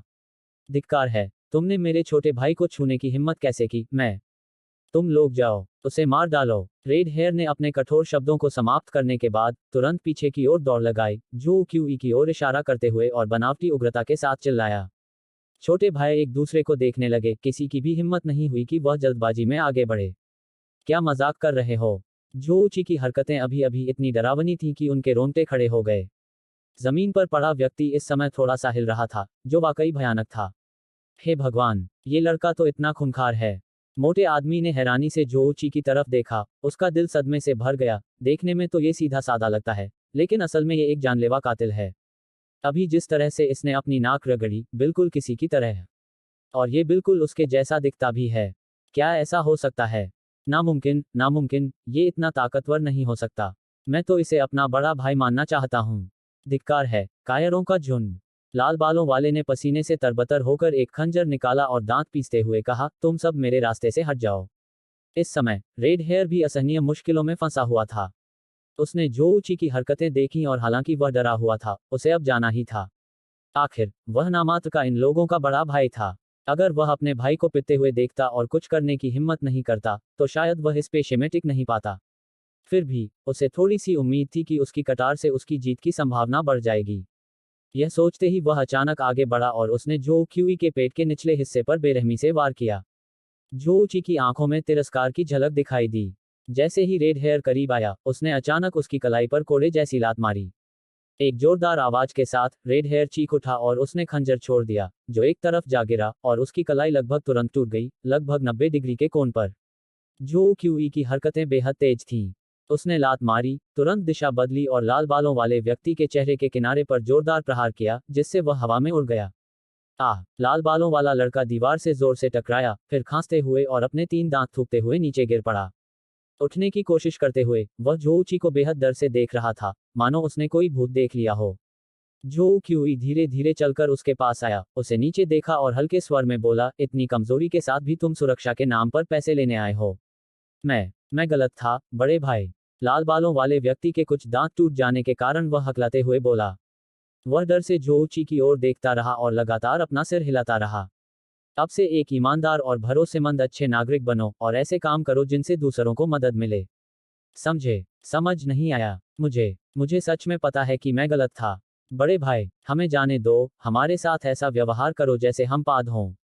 कई लोगों को जमीन पर घुटने टेक कर कांपते और झुककर प्रणाम करते देख जो क्यूई ने एक शब्द कहा, यहां से चले जाओ। उनमें से कुछ लोगों को मानो कोई बड़ी क्षमा मिल गई हो। उन्होंने बेहोश व्यक्ति को जल्दी से जमीन पर घसीटा और पीछे मुड़े बिना भाग गए। मालिक, क्या आप अब अपने खजाने बाहर निकालने को तैयार हैं? जो क्यूई मुस्कुराया और अपने कपड़ों से धूल झाड़ी, उसका चेहरा सौम्य था। उसके चेहरे के भावों में बदलाव किताब के पन्ने पलटने से भी तेज था। अध्याय 5, मैंने फैटी हुआन को कई वर्षों से नहीं देखा है। इस क्षण बॉस हुआन का जबड़ा जमीन पर गिर गया और वह अविश्वास से जो क्यूई को ऐसे देख रहा था मानो वह किसी भूत को देख रहा हो। तुम बॉस हुआन काफी देर तक हकलाते रहे, कुछ बोल नहीं पा रहे थे। उन्होंने गहरी सांस ली, खुद को संभाला और फिर किसी तरह बोले, तुम कौन हो? तुम्हारा नाम क्या है? मेरा नाम जोऊची है।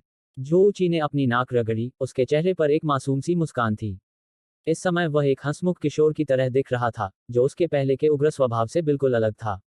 वह एक बदला हुआ इंसान लग रहा था, जिसके व्यक्तित्व से एक भरोसेमंद आभा निकल रही थी। जोऊची, आपका नाम जोऊची है। जोऊची के नाम सुनते ही बॉस हुआंग चौंक गए। वे झट से खड़े हो गए और जोऊची के चेहरे को ध्यान से देखने लगे। मैं फैटी हुआंग हूँ। मुझे पहचानने में आपको इतना समय क्यों लगा? जो क्यूई ने अपनी नाक रगड़ी, बॉस हुआंग के कंधे पर थपथपाया और मुस्कुराते हुए कहा, लगता है आपकी याददाश्त उतनी अच्छी नहीं है। लेकिन अब तो आप पारिवारिक व्यवसाय संभालकर और दुकान खोलकर काफी अच्छा कर रहे हैं।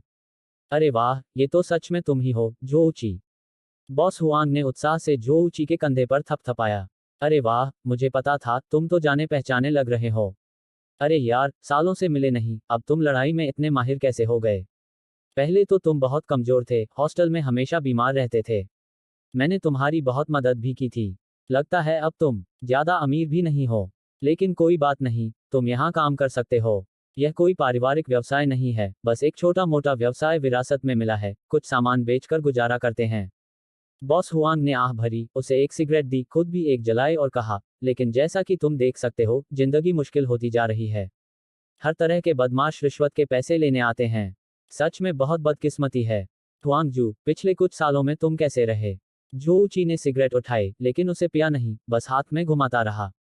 अपने पुराने साथी को देखकर जो ची के दिल में अभी भी एक गर्माहट सी महसूस हुई। आखिर कॉलेज में, छात्रावास में कुछ लोगों के साथ उसके अच्छे संबंध थे और वह हुआंग जू के बहुत करीब था। बस ठीक ठाक। तुम्हारा क्या? तुम कहाँ चले गए? बिना कुछ बोले, हुआंग जू ने जो ची को कुछ दोष भाव से देखा, उसकी आंखों में गहरी चिंता थी। कुछ साल पहले, मैं तुम्हें ढूंढने तुम्हारे घर भी गया था और फिर तुम अचानक गायब हो गए। शिया येरुओ भी। तुम दोनों स्कूल में स्वर्ग में बनी जोड़ी की तरह थे। वह तुम्हें ढूंढ रही है, तुम बेरहम इंसान। यह एक लंबी कहानी है। जो क्यूई ने आह भरी। छात्रावास में बाकी भाई कैसे हैं? सब ठीक ठाक हैं, लेकिन सुबेई में मैं अकेला हूँ। हुआंग जू ने पैर हिलाते हुए कहा, ठीक है, आज दुकान खोलने की जरूरत नहीं है। चलो बाहर चलते हैं, कुछ खाने चलते हैं। मेरी तरफ से। तुम्हारी काबिलियत देखकर लगता है कि सुरक्षा गार्ड न बनना शर्म की बात होगी। चलो, अब हमें बाहर वालों को पैसे देने की जरूरत नहीं पड़ेगी, मैं तुम्हें ही दे देता हूँ। तुम मेरी दुकान में काम कर सकते हो और मैं तुम्हें हिस्सेदारी भी दूंगा। तुम्हें देखकर लगता है कि पिछले कुछ सालों में तुम्हारा समय अच्छा नहीं बीता होगा, लेकिन अगर मुझे खाने को मिल जाए, तो तुम्हें भी मिल जाएगा। अच्छा लगा। जो क्यूई ने मना नहीं किया। उसने हुआंग जू के कंधे पर थपथपाते हुए मुस्कुराते हुए कहा, खाना अभी जरूरी नहीं है। मैंने अभी जो कहा, याद है? क्या तुम्हारी दुकान में कोई बढ़िया चीज है? मुझे दिखाओ। मुझे एम्बर चाहिए, बढ़िया क्वालिटी का एम्बर। क्या तुम सच में कुछ खरीदने आए हो? हुआंग जू ने जो क्यूई को शक की निगाह से देखा। तुम मुझसे मिलने नहीं आए हो? ये तो अजीब बात है। यहाँ सब कुछ काफी महंगा है, लेकिन मुझे लगता है कि तुम कोई तोहफा खरीद रहे हो, है ना? ठीक है, तो अभी इसे ले लो और जब तुम्हारे पास पैसे आ जाएं तो मुझे वापस कर देना। हुआंग जू बोलते बोलते पीछे कुछ ढूंढने चला गया। मुझे पता है कि तुम्हारे जाने के बाद शिया येरुओ के लिए गुजारा करना मुश्किल हो गया था। लेकिन चूंकि वह भाई की लाडली है, इसलिए हम उसके ज्यादा करीब नहीं जा सकते थे और न ही उससे मिलने जा सकते थे। अफसोस, मुझे तो बस यही पता चला कि वह भी चली गई है। मैंने सोचा था कि वह तुम्हें ढूंढने गई होगी, लेकिन मुझे इस नतीजे की उम्मीद नहीं थी। ये रहा कंगन। मैं आपको बता रहा हूँ, मैं इसे किसी को भी यूं ही नहीं दिखाऊंगा। हुआंग जू ने कहा और उसने चमकीले रंगों वाले, क्रिस्टल जैसे साफ मोतियों की एक माला निकाली। प्राकृतिक पैटर्न और उत्कृष्ट कारीगरी। इसे निकालते ही जो क्यूई को पता चल गया कि यह एक बढ़िया वस्तु है। वह उसे हाथ में लेकर मन ही मन उसकी प्रशंसा कर रहा था। यह एक अच्छी वस्तु थी, हालांकि उस दुनिया की सामग्रियों की तुलना में इसमें काफी अंतर था, फिर भी यह काफी अच्छी थी। उसने उसे हाथ में लेकर तौला, फिर ऊपर देखकर बोला, बॉस हुआंग, अपनी कीमत बताए। कीमत की परवाह नहीं। हुआंग जू ने आंखें घुमाई, सिगरेट का कश लिया और बोला, पहले तुम ही ले लो। मुझे पता है तुम इसका इस्तेमाल मामले को सुलझाने के लिए करोगे। तुम्हारी काबिलियत को देखते हुए लगता है कि तुम गलत रास्ते पर जा रहे हो। मैं तुम्हें पहले ही बता रहा हूँ, उस रास्ते में बहुत जोखिम है, हो सके तो उससे दूर रहो। बेहतर है कि तुम ईमानदारी से व्यापार करो, वही सही रास्ता है। आपको कैसे पता कि मैं गलत रास्ते पर जा रही हूँ? जो क्यूई ने हंसते और रोते हुए कहा, इसके अलावा, अगर आपको पता है कि मैं गलत रास्ते पर जा रही हूँ, तो आप मुझे वह चीज क्यों दे रहे हैं? क्या यह विरोधाभास नहीं है? विरोधाभास की बात ही छोड़ो। हुआंग जू ने आंखें घुमाई और मुंह फुलाते हुए कहा, मैं तुम्हें ये इसलिए दे रहा हूँ क्योंकि तुम मेरे भाई हो। लेकिन देने के बावजूद, मैं तुम्हें चेतावनी देना चाहता हूँ, उन जगहों पर मत जाना जहाँ तुम्हें नहीं जाना चाहिए। सुबेई शहर ऊपर से शांत दिखता है, लेकिन असल में ये एक अथाह खाई है। एक गलत कदम, और तुम्हारा कोई निशान नहीं बचेगा। चिंता मत करो, मैं इतना उबा हुआ नहीं हूँ। जो क्यूई ने सिर हिलाया। मैं अब बच्चा नहीं हूँ। वह रास्ता मुझे बिल्कुल भी आकर्षित नहीं करता। सच कहूँ तो, मैं जो व्यवसाय अभी कर रहा हूँ वह एक वैध और साफ सुथरा बड़ा व्यवसाय है। कैसा रहेगा, साथ मिलकर कुछ अतिरिक्त पैसे कमाएं? आपका कनेक्शन वाकई अच्छा है। यह सुनकर हुआंग जू की आंखें चमक उठीं। लेकिन जितना मैं तुम्हारे बारे में जानता हूँ, तुम पहले बहुत बुद्धिमान थे और हमेशा अच्छे विचार लाते थे। वरना, तुम कैंपस की सबसे खूबसूरत लड़की, शिया येरुओ को अपने वश में नहीं कर पाते। हुआंग जू ने अपनी ठुड्डी सहलाते हुए मुस्कुराते हुए कहा, किस तरह का काम? अपने छोटे भाई को बताओ। यह कोई बड़ा कारोबार नहीं है, बस वो झेंगगुओं के साथ थोड़ा बहुत व्यापार कर रहे हैं। जो क्यूई ने हल्के फुल्के अंदाज में कहा। वो झेंगगुओ कौन है? जैसे ही उसने यह कहा, हुआंग जू ने प्रतिक्रिया दी। उसने एक अखबार उठाया, उस पर छपी एक तस्वीर की ओर इशारा किया और कहा, मैं। अरे बाप रे, कहीं आप उसी के बारे में तो नहीं बात कर रहे हैं? बिल्कुल, ये वही हैं। जो क्यूई ने सिर हिलाया, अखबार उठाया और जल्दी से उसे पढ़ा। सूबेई शहर के 10 सबसे प्रसिद्ध उद्यमियों में से एक, निवेश प्रोत्साहन के प्रतिनिधि, सूबेई हुआंगलोंग स्पोर्ट्स सेंटर परियोजना। हुआंगलोंग स्पोर्ट्स सेंटर, हाँ, यही परियोजना होनी चाहिए। दिलचस्प बात है, लगता है कि वो जेंगगुओ भी भाग्य को समझने वाले व्यक्ति हैं, जानते हैं कि रियल एस्टेट परियोजनाओं में निवेश करना पृथ्वी तत्व के लिए उपयुक्त है। जो क्यूई, तुम क्या बड़बड़ा रहे हो? हुआंग जू ने आश्चर्य और अनिश्चितता से भरे स्वर में कहा, क्या तुम ठीक हो? हम सालों से एक दूसरे से नहीं मिले हैं, कहीं तुम पागल तो नहीं हो गए? दफा हो जाओ। जो क्यूई ने हाथ हिलाते हुए वू जेंगगुओ की ओर इशारा किया और कहा, हाँ, मैं उसके साथ व्यापार कर रहा हूँ। मोटे हुआंग, सामान की जो भी कीमत हो, वो तो चुकाएगा ही। तुम्हारे अच्छे दिन आने वाले हैं। अरे बाप रे, अरे बाप रे, ये एक कंगन कैसे काफी हो सकता है? हुआंग जू ने उत्साह से कहा, ये जरूर कोई दुर्लभ, उच्च श्रेणी की वस्तु होगी।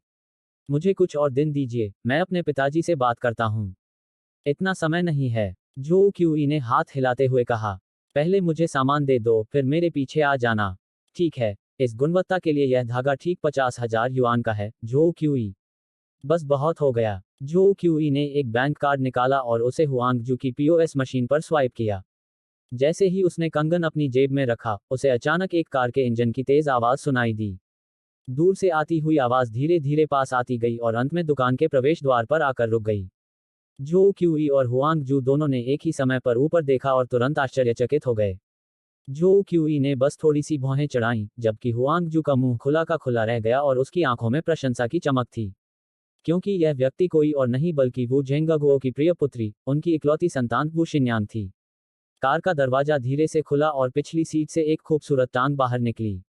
गोरी और पतली, जांघें भरी हुई और गोल थीं। टाइट एलाइन स्कर्ट ने उनके अद्भुत कर्व्स को बखूबी उभारा था। उन्होंने शनेल का 2020 स्प्रिंग समर हाउते कोच पहना था और भले ही उन्होंने धूप का चश्मा लगाया हुआ था, फिर भी उनकी मोहक सुंदरता का एहसास हो रहा था। ये तो, मोटे हुआंग ने मुश्किल से निगलते हुए उत्साह से कहा, जोची, तुम सचमुच मेरे धन के देवता हो।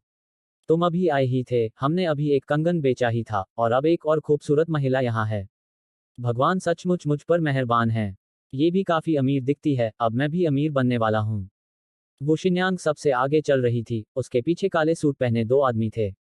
धूप के चश्मे के बावजूद भी उसकी निगाहों में ठंडक महसूस हो रही थी। उसने चारों ओर देखा, उसकी खूबसूरत भौहें सिकुड़ी हुई थीं। साफ तौर पर, जगह गंदी लग रही थी और उसे बैठने के लिए कोई उपयुक्त जगह नहीं मिली, इसलिए वह वहीं खड़ी रही और जो क्यूई को ठंडी निगाहों से देखती रही। हे, सुंदर महिला, यहाँ का मालिक मैं हूँ, तुम। क्या आप जो क्यूई हैं? हुआंग जू के बोलने से पहले ही, वो शिन्यांग ने उसे बीच में रोककर जो क्यूई से पूछा। जी हाँ, मिस वू, मैं आपके लिए क्या कर सकता हूँ? जो क्यूई ने उदासीनता से कहा। तुम्हें पता है कि मैं कौन हूँ?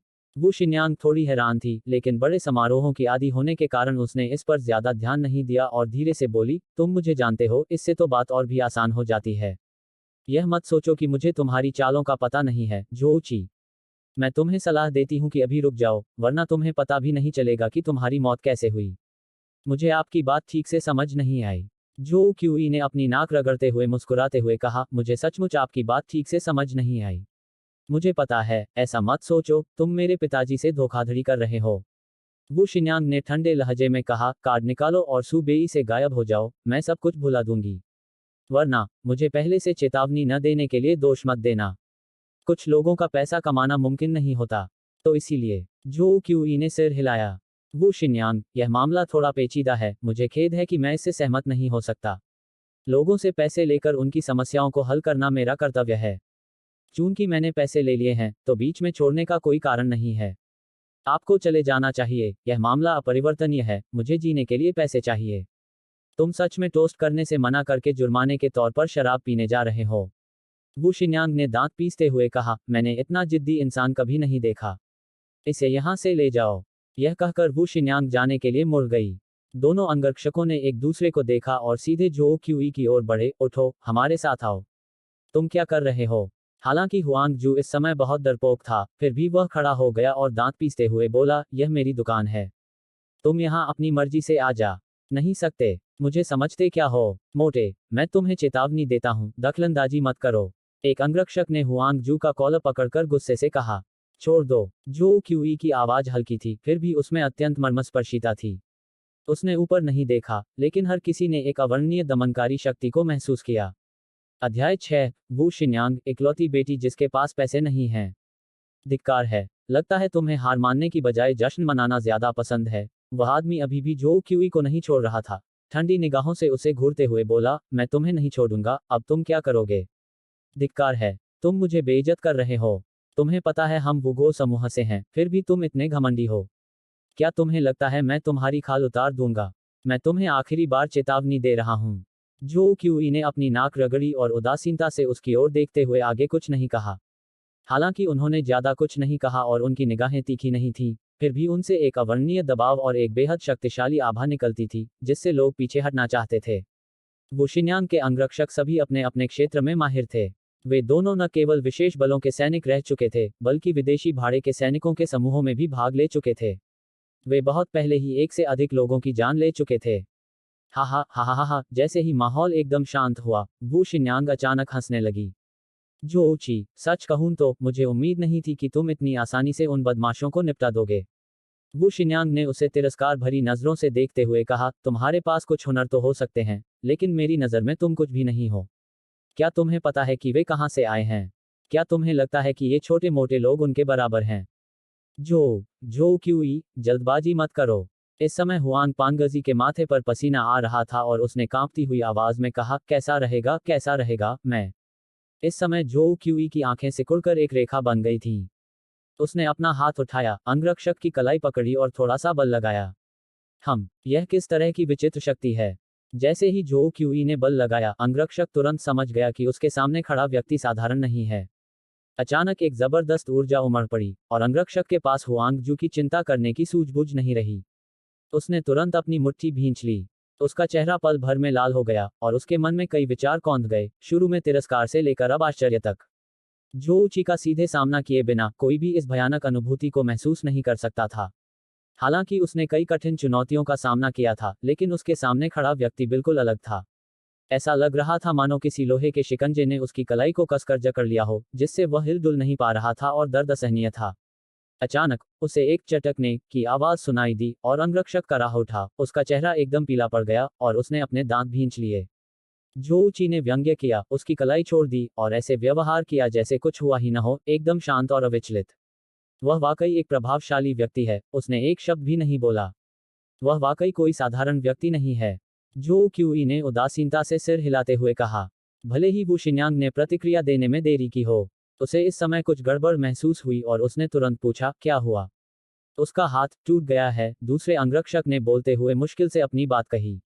क्या टूटा हुआ? वू शिन्यांग ने अविश्वास से जो क्यूई की ओर देखा। उसके चेहरे पर पहली बार घबराहट के कुछ निशान दिखाई दिए। यह कैसे संभव है? तुम सब कहां से आए हो? मैं उसका प्रतिद्वंदी नहीं हूं, महोदया। हमें जल्दी निकलना चाहिए, यह जगह बेहद खतरनाक है। टूटे हाथ वाले अंगरक्षक ने खुद को संभाला, उसकी पीठ ठंडे पसीने से भीगी हुई थी, और मुश्किल से बोला, यह आदमी बहुत खतरनाक है। मुझे डर है कि हम उसे आज पकड़ नहीं पाएंगे। ये भी नहीं चलेगा। मैं देखना चाहती हूं कि क्या वो मुझे छूने की हिम्मत करता है। वू शिन्यांग ने ठंडे लहजे में कहा, जो ऊंची, तुमने आज मेरे आदमी को छुआ। ये मत सोचो कि ये सब यहीं खत्म हो गया। मैं तुमसे एक दिन बदला जरूर लूंगी। तुमने उसका एक हाथ तोड़ा है, और मैं तुम्हें दोनों हाथों से इसकी कीमत चुकाने पर मजबूर कर दूंगी। सिर्फ लड़ने की काबिलियत से खुद को अजेय मत समझो। ये मत भूलो कि इस जमाने में बंदूक जैसी चीज भी होती है। मैं आप सभी को सलाह देता हूं, जल्दबाजी में कोई कदम न उठाना ही बेहतर है। जो क्यूई ने वू शिन्यांग को ध्यान से देखते हुए कहा, अगर उस समय मैं अपने तरीकों से तुम्हारे पिता को नुकसान पहुंचाना चाहता, तो मैं अब तक ऐसा कर चुका होता। उस समय हम उनके दफ्तर में अकेले थे। मैंने उनका पैसा ले लिया है, इसलिए मैं उनकी समस्या सुलझाने में जरूर मदद करूंगा। वरना, अगर तुम्हारे पिता के साथ कोई दुखद दुर्घटना हो जाती है, तो इसका पछतावा मत करना। मैं अभी तुमसे कह रही हूं, मैं तुम्हें किसी भी कीमत पर सफल नहीं होने दूंगी। वू शिन्यांग खड़ी हो गई और ठंडे लहजे में बोली, शायद तुम मेरी शख्सियत को ठीक से नहीं समझते। एक बार जब मैं कुछ करने का फैसला कर लेती हूं, तो अपने लक्ष्य को हासिल करने तक चैन से नहीं बैठती। बस देखते रहो। चलो चलें। जैसे ही वू शिन्यांग जाने के लिए मुड़ी, अचानक उसके चेहरे पर थोड़ी सी भौहें तन गईं और वह लगभग लड़खड़ा गई। दोनों अंगरक्षकों में से किसी ने भी प्रतिक्रिया नहीं दी, और जो क्यूई ने आह भरी और अपना हाथ स्थिर करने के लिए आगे बढ़ाया। तुम ये क्या कर रहे हो? वू शिन्यांग चौंक गई। कुछ पल पहले तक वह जिस रानी जैसी बड़ी बहन लग रही थी, उससे बिल्कुल अलग। वह एक डरी हुई छोटी बच्ची की तरह थी। तुरंत कुछ कदम पीछे हट गई और जोऊची को झटक दिया। दूसरा अंगरक्षक तुरंत जोऊची के सामने आ गया। उसकी आंखों में सतर्कता थी और उसका बायां हाथ उसकी कमर की ओर बढ़ गया। घबराओ मत, मैंने अभी देखा कि तुम गिरने ही वाले थे। जोऊची ने अपनी नाक रगड़ी और दरवाजे के बाहर इशारा करते हुए कहा, वू झेंगगो ने तुम्हें लेने के लिए किसी को भेजा है। तुम बुरे हो रहे हो, उन्हें हमेशा अपने बारे में चिंता करने की जरूरत नहीं है। तुमने क्या कहा? वू शिन्यांग का सुंदर चेहरा शर्म से लाल हो गया, उसके चांदी जैसे दांत भींच गए। हालांकि वह बेहद गुस्से में दिख रही थी, लेकिन उसमें थोड़ी मासूमियत भी झलक रही थी। तुमने कहा, मैं अब जवान नहीं हो रही। तुम सचमुच घिनौने हो। इस क्षण हुआंग जू ने मन ही मन जोऊ क्यूई को अंगूठा ऊपर करके बधाई दी, यह महसूस करते हुए कि वह वास्तव में अविश्वसनीय रूप से शानदार था। मैडम, श्री वू ने किसी को भेजा है। वू शिन्यांग के हंगामा खड़ा करने के डर से अंगरक्षक ने यह बात कहने से खुद को नहीं रोका। वू शिन्यांग ने अपना सिर घुमाया और सचमुच प्रवेश द्वार पर एक कार खड़ी देखी, और उसमें से एक आदमी निकला। वह वू झेंगगुओ का मुख्य सचिव ली जैक्सिंग था। उसने चश्मा और काला सूट पहना हुआ था। श्रीमती, श्री वू आपसे मिलना चाहते हैं। ली जैक्सिंग ने थोड़ा झुककर धीमी आवाज में कहा। खबर तो वाकई बहुत जल्दी फैलती है। वू शिन्यांग ने जोऊ क्यूई को घूरते हुए अपने दांत पीसते हुए कहा, बस मेरा इंतजार करो, बुढ़िया का काम अभी खत्म नहीं हुआ है। सड़कों पर मरने की हिम्मत मत करना। मैडम, काफी देर हो रही है। श्री वू को आपसे कुछ महत्वपूर्ण बात करनी है। ली जैक्सिंग ने आगे कहा। ठीक है, मुझे पता है। वू शिन्यांग ने जोर से नाक सिकोड़ी और जाने के लिए मुड़ गई। वू शिन्यांग और अंगरक्षकों को जाते हुए देखकर ली जैक्सिंग जोऊ क्यूई के पास पहुंचा। श्रीमान जोऊ, शुक्र है कि आपने आज कोई अनुचित काम नहीं किया। ली जैक्सिंग ने चश्मा ठीक करते हुए उदासीनता से कहा, श्रीमती श्री वू की प्रिय पुत्री हैं, उनकी इकलौती संतान। हालांकि श्री वू को इस समय आपसे कुछ काम है, लेकिन इसका मतलब यह नहीं कि आप मनमानी करें। बस इतना ही कहना था। अलविदा। जोऊ क्यूई ने भी ज्यादा कुछ नहीं कहा, बस सिर हिलाया। जब देखा कि वे कुछ लोग आखिरकार चले गए हैं, तो हुआंग जू ने जल्दी से अपनी छाती थपथपाई, ठंडे पसीने को पोंछा और कहा, जोऊ क्यूई, तुमने मुझे सच में बहुत डरा दिया। वे सब वूगो समूह के हैं। वे सूबेई में काफी प्रभावशाली लोग हैं, जो गड़बड़ी पैदा करने में माहिर हैं। उनके लिए हम जैसे कुछ छोटे मोटे लोगों को मारना बेहद आसान होगा। तो फिर तुमने अभी भी मेरा साथ क्यों दिया? जोऊ क्यूई ने हंसते हुए कहा। दफा हो जाओ, इसे इतना भावुक मत बनाओ। हुआंग जू ने जोऊ क्यूई को धक्का दिया और बड़बड़ाया। ठीक है, चलिए पहले काम की बात करते हैं। जोऊ क्यूई ने सिर हिलाया और पीछे के दरवाजे वाले गोदाम की ओर इशारा करते हुए कहा, मोटे, मैंने अभी तुम्हें पीछे से सामान निकालते देखा। क्या तुम्हारे पास एम्बर के टुकड़े या बेकार सामग्री है? कबाड़ और बेकार सामान। हुआंग जू ने जोऊ क्यूई को संदेह भरी नजरों से देखा। तुम क्या करना चाहते हो? हे भगवान, कहीं तुम वू झेंगगुओ को धोखा तो नहीं देना चाहते? इस तरह की चाल आसानी से पकड़ी जा सकती है। तुम्हारी प्रतिक्रिया देखकर तो लगता है कि तुम्हें इनकी जरूरत है। जोऊ क्यूई ने सिर हिलाते हुए कहा, तो इन्हें बाहर निकालो, मुझे इनकी जरूरत है। बाकी के बारे में तुम्हें चिंता करने की जरूरत नहीं है। और यहाँ साधारण प्रसंस्करण मशीनें भी होंगी, है ना? मुझे कुछ समय के लिए दे दो, मुझे कुछ काम है। ठीक है। हुआंग जू ने जोऊ क्यूई को संदेह भरी नजरों से देखा और पीछे जाकर एम्बर के कच्चे पत्थरों का एक डिब्बा ले आया। ये सभी खुरदुरे पत्थर हैं, यानी इन्हें अभी तक पॉलिश नहीं किया गया है, इसलिए ये सस्ते भी हैं। हुआंग जू ने भौहें चढ़ाते हुए कहा, ये चीजें आमतौर पर औसत दर्जे की होती हैं, बहुत अच्छी नहीं। जो देखने में अच्छे लगते हैं, वे पीछे रखे हैं, अमीर लोगों को ठगने के लिए। कुछ लोग खुद पत्थरों को पॉलिश करना पसंद करते हैं, और अगर वे किसी बड़े पत्थर को पॉलिश कर लेते हैं तो उन्हें अधिक संतुष्टि मिलती है। ठीक है, बकवास बंद करो। जोऊ क्यूई ने अधीरता से हाथ हिलाया और उनमें से छांटना शुरू कर दिया। इन खुरदुरे पत्थरों को देखकर जोऊकी का मन अत्यंत जटिल हो गया। हालांकि ये साधारण एम्बर थे, फिर भी उसे स्पिरिट गॉड दायरे में बिताए अपने अतीत की याद आ गई। उस समय कुछ अच्छे स्पिरिट स्टोन पाने की होड़ में विभिन्न संप्रदाय एक दूसरे का वध तक कर देते थे। उसने अपना सिर हिलाया और अपने विचारों को एक तरफ रख दिया, और जोऊ क्यूई ने कुछ टुकड़े चुन लिए। मैं इन्हें ले लेता हूँ, बाकी आप रख दीजिए। खड़े होकर उन्होंने पास ही रखी वर्कबेंच की ओर इशारा करते हुए कहा, अभी मेरे पास इन्हें एक एक करके पीसने का समय नहीं है। मैं इस मशीन का इस्तेमाल करूंगा। मुझे उम्मीद नहीं थी कि आपकी छोटी सी वर्कशॉप में इतना सारा सामान होगा। आपके पास तो ऐसी मशीन भी है, आपने वाकई बहुत पैसा खर्च किया है। शुरुआती सालों में मैंने कुछ अमीर लोगों के साथ पत्थरों पर जुआ खेलकर थोड़ी बहुत दौलत कमाई थी। वरना इस मशीन को कौन खरीदता? जो क्यूई ने सिर हिलाया और कुछ नहीं कहा और मशीन के पास जाकर काम शुरू कर दिया। उसका लक्ष्य सीधा साधा था, इन छोटे खुरदुरे पत्थरों को पीसकर छोटे सिक्कों का आकार देना। वह हैम्बर का उपयोग करके 5 सम्राट सिक्के बनाना चाहता था ताकि उन लोगों को धोखा दे सके। हालांकि रंग अलग अलग थे, लेकिन साधारण प्रक्रिया से काम चल जाएगा। जब तक उन्हें पास से न देखा जाए, तब तक यह आसानी से पता नहीं चलेगा। हुआंग जू के सरल प्रदर्शन के बाद जो ऊची ने तुरंत सीख लिया। आखिरकार उसने आध्यात्मिक देवलोक में अनगिनत वर्षों का प्रशिक्षण लिया था। यद्यपि उसका शरीर जर्जर था, उसकी दिव्य नसें क्षतिग्रस्त थीं और उसकी दिव्य चेतना बिखरी हुई थी, फिर भी उसके पास एक गहन आधार, अद्भुत दृष्टि और पुनर्तः नियंत्रित शक्ति थी। शुरू में हुआंग जू जो क्यूई को नजरअंदाज करता था, लेकिन जितना अधिक वह उसे देखता गया, उतना ही वह जो क्यूई से आश्चर्यचकित होता गया। अरे बाप रे, जो ची, मुझे उम्मीद नहीं थी कि तुम दिखने में इतने क्रूर होगे लेकिन इतने कुशल भी होगे। हुआंग जू ने मेज पर रखे कुछ चमचमाते छोटे सिक्के उठाए और आश्चर्य से कहा, जो ची, तुम्हारी कारीगरी को देखते हुए मेरे साथ दुकान खोलना तो बनता है। मेरे साथ काम क्यों नहीं करते? मैं तुम्हें एक तराशने का काम दूंगा। दफा हो जाओ। जो क्यूई ने चिढ़कर उसकी ओर आंखें घुमाईं और अपने माथे से पसीना पोंछा। 5 छोटे एम्बर सिक्के उठाते हुए उसने हुआंग पांग जी से कहा, मोटे, क्या तुम्हारे पास इन्हें रंगने के लिए कुछ है? रंग भरना। हुआंग पांगजी ने जो क्यूई को आश्चर्य और अनिश्चितता से देखा। तुम्हारा मतलब, मैं समझ गया, तुम उन्हें बुरा दिखाना चाहते हो, है ना? हे भगवान, तुम तो वाकई कुछ अलग ही हो, तुम सच में वू झेंगगुओ को धोखा देना चाहते हो। क्या मैंने तुम्हें बकवास बंद करने के लिए नहीं कहा था? जो क्यूई अंततः हुआंग जू की लगातार बकबक सहन नहीं कर सका और उसने उसे लात मार दी।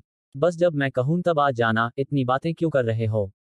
जो ची ने कहा, फिर अपनी जेब से 5 सम्राट सिक्के निकालकर मेज पर फेंक दिए। इन दोनों के रंग वास्तव में काफी मिलते जुलते हैं। बस फर्क इतना है कि 5 सम्राट सिक्के थोड़े पुराने हैं, इसलिए उनका रंग गहरा है। एम्बर का रंग हल्का है, तो बस मेरी मदद करो कि ये दोनों सिक्के लगभग एक जैसे दिखें। ये तो थोड़ा मुश्किल है, धिक्कार है। फैटी ने उन्हें गौर से देखा। कोशिश करना नामुमकिन नहीं है। हाँ हाँ, चूंकि ये काम मैं हुआंग जू खुद कर रहा हूँ, तो तुम्हें कम से कम थोड़ी सराहना तो दिखानी चाहिए, है ना? हम सराहना? जो क्यूई ने सिर हिलाया और व्यंग्य से कहा, सराहना मेरे मोटे भूत। अब काम पर लग जाओ। अध्याय 7, रहस्यमय सेल फोन फाइलें। हालांकि हुआंग जू कद काठी में बड़ा और हट्टा कट्टा था, लेकिन उसकी कारीगरी वाकई उत्कृष्ट थी।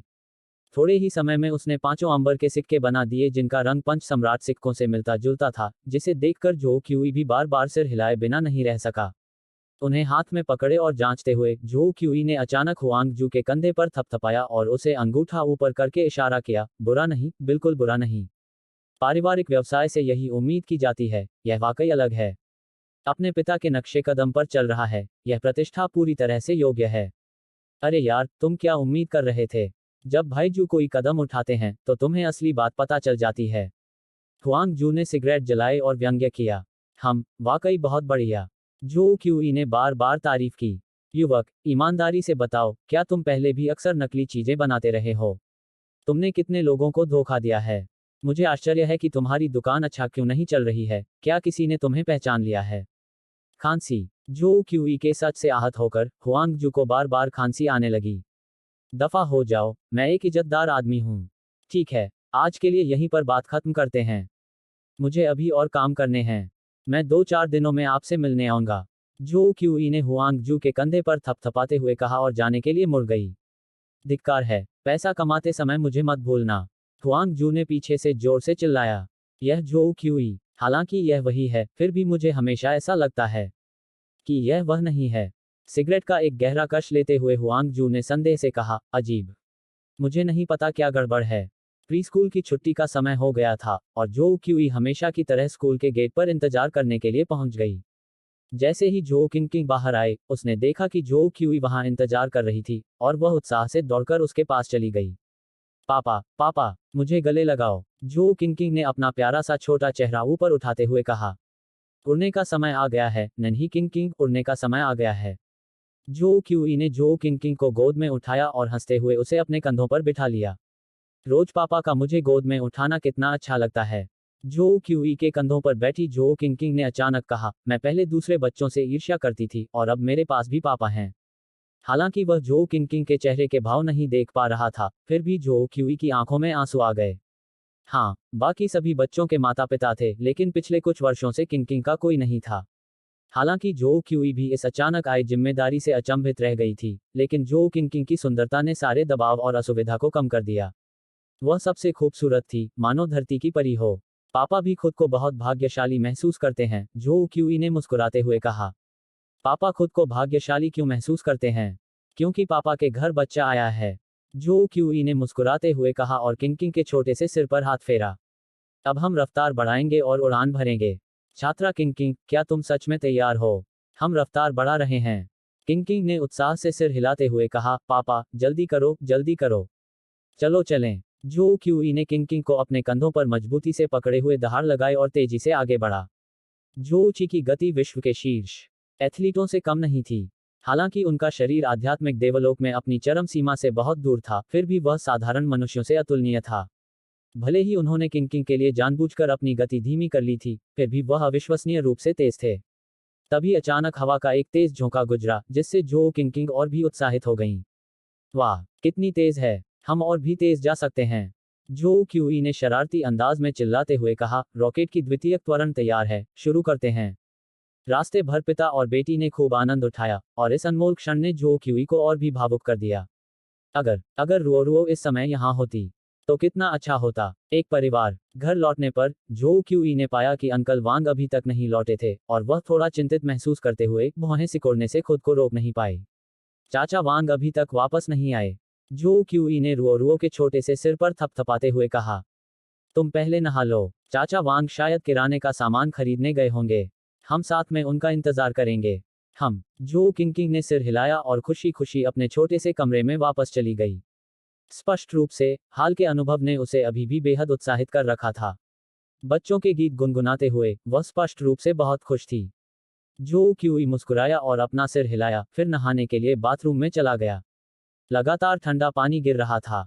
जो क्यूई ने गर्म पानी चालू नहीं किया था क्योंकि उसे अपने दिल में लगी आग को बुझाना था।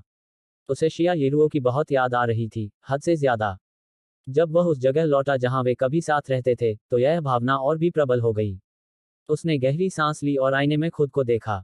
वह पल भर के लिए स्तब्ध रह गया, फिर जल्दी से नजरें हटा ली। उसके दिल में थोड़ी हैरानी थी और वह खुद से कुछ बुदबुदाए बिना नहीं रह सका। मुझे याद है जब मैं कुछ दिन पहले इस दुनिया में लौटा था, तब मेरी पीठ पर निशान थे। अब वे थोड़े थोड़े ठीक होने लगे हैं।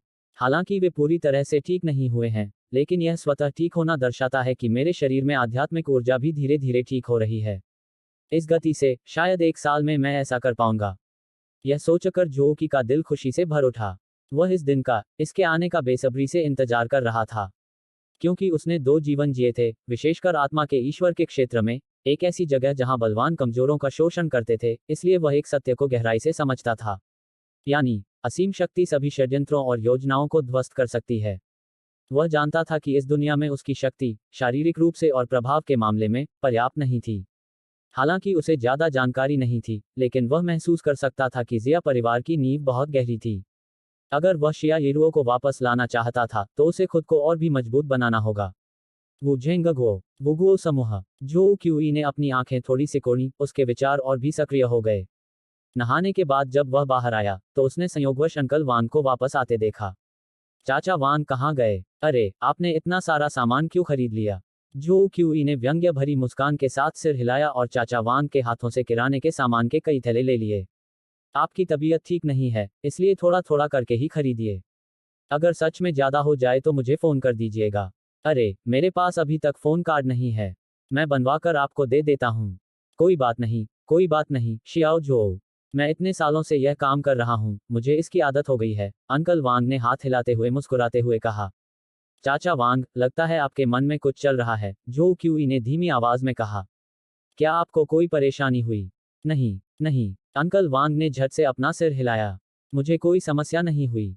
किराए का क्या हुआ? मुझे याद है हमने कुछ पैसे एडवांस में दिए थे, क्या हमें वो वापस मिल सकते हैं?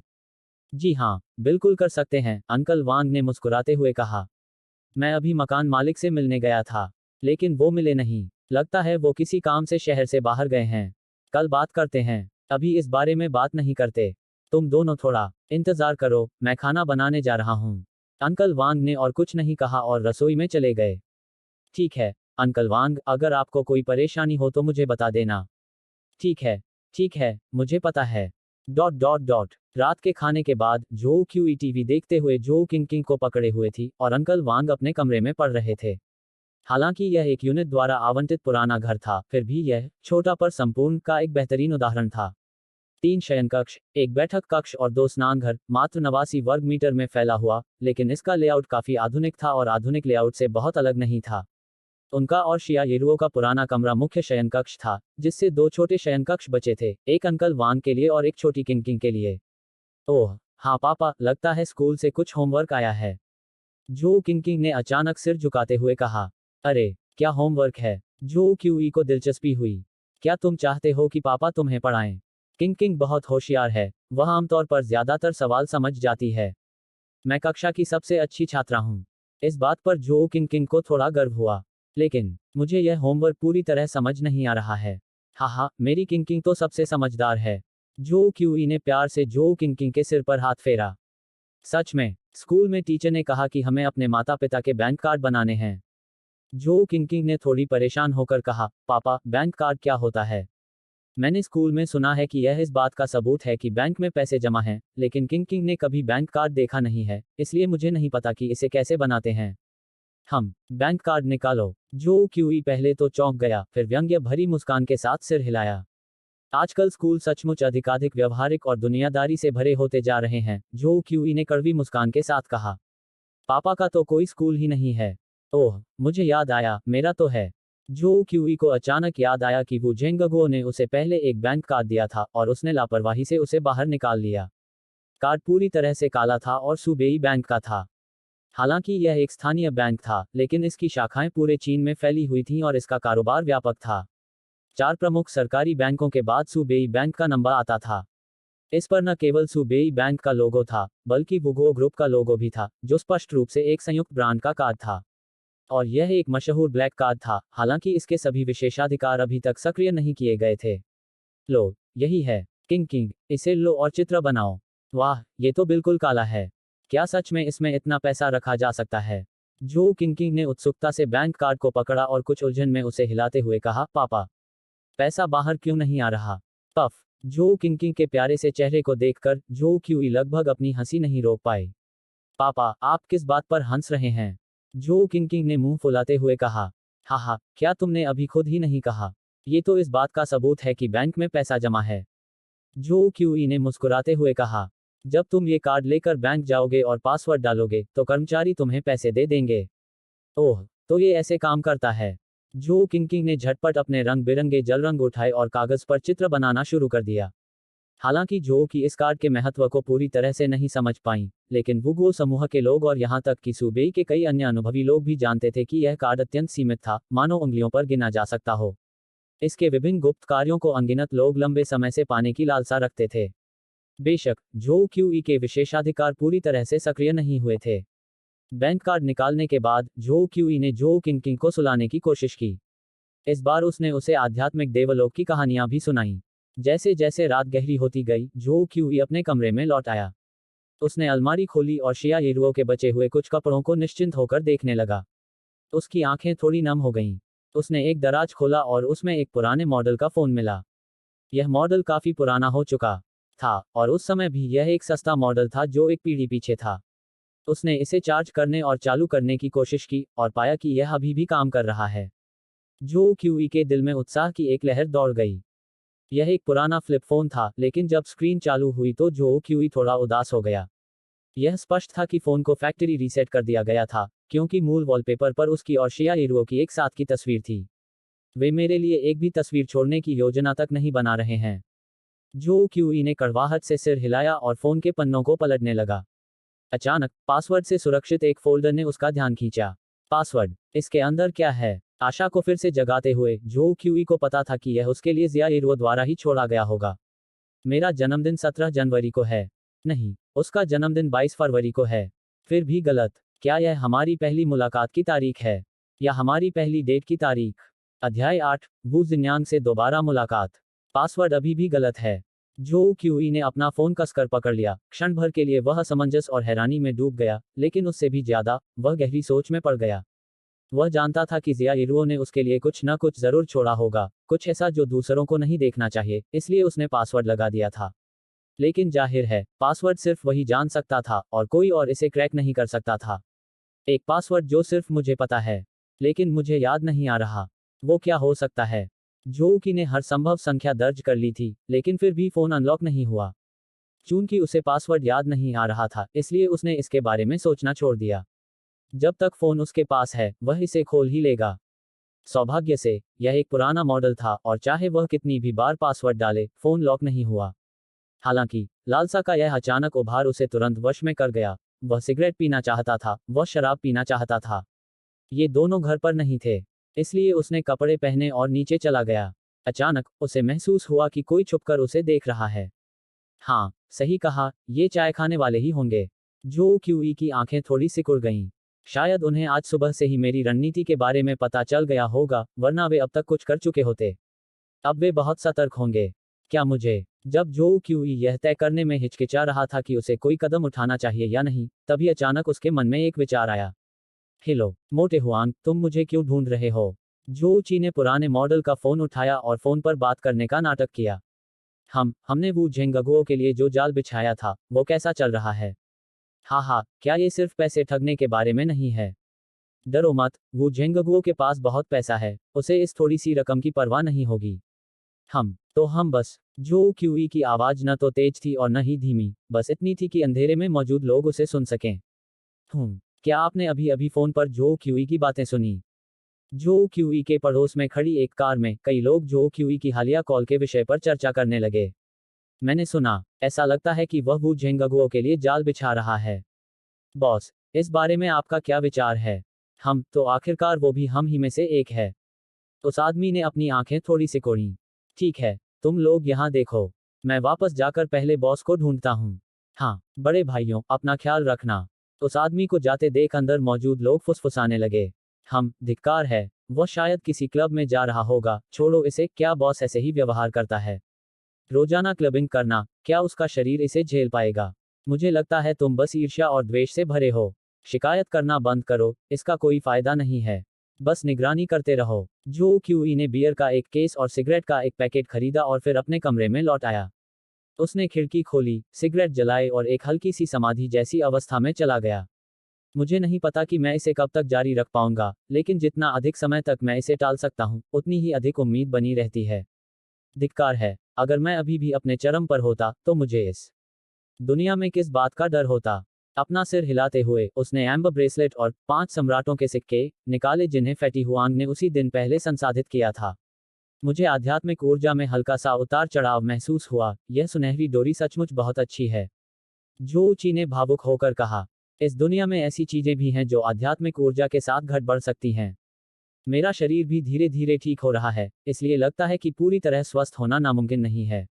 ध्यान भटकाने वाले विचारों को दरकिनार करते हुए, जो क्यूई ने 5 सम्राटों के सिक्के और अंबर मोतियों को एक साथ पिरोया, फिर अपना ध्यान केंद्रित करना और अपनी ऊर्जा को एकत्रित करना शुरू किया।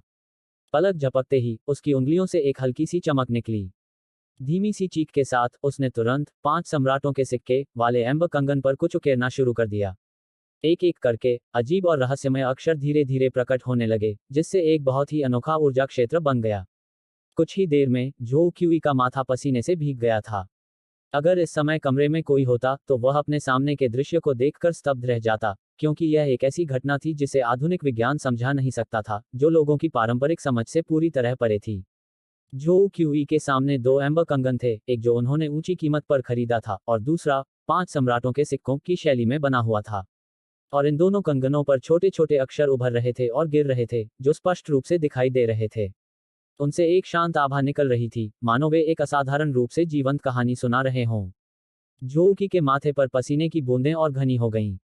जब वह हार मानने ही वाला था, तभी आखिरकार सभी अक्षर दोनों कंगनों में समा गए। उसने तुरंत राहत की सांस ली और हौंफते हुए बिस्तर पर गिर पड़ा। मैं सचमुच थक गया हूं। जोची ने पसीना पोंछा। मुझे उम्मीद नहीं थी कि इतनी सरल संरचना बनाने में ही मेरी लगभग सारी ताकत खत्म हो जाएगी। आशा है कि समय के साथ मैं अपनी पूरी क्षमता पर वापस लौट सकूंगा। अपना काम पूरा होते देख, जो क्यूई ने सिर हिलाया और गहरी नींद में सो गया। अगली सुबह, सूरज की रोशनी अंदर आए और जो क्यूई के चेहरे पर पड़ी। उसे महसूस हुआ कि कोई उसे धक्का दे रहा है।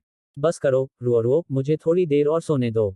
जो क्यूई ने, अभी भी आधी नींद में, सहज रूप से कहा। लेकिन जैसे ही उसने बोलना शुरू किया, उसे तुरंत एहसास हुआ कि कुछ गड़बड़ है और उसने तुरंत अपनी आंखें खोली तो देखा कि वह शियाओ किंग किंग थी। पापा, आपने अभी क्या कहा? मुझे ठीक से सुनाई नहीं दिया, जो किंग किंग ने उत्सुकता से पूछा। कुछ नहीं, बिल्कुल कुछ नहीं। जोची का आमतौर पर शांत रहने वाला चेहरा थोड़ा लाल हो गया।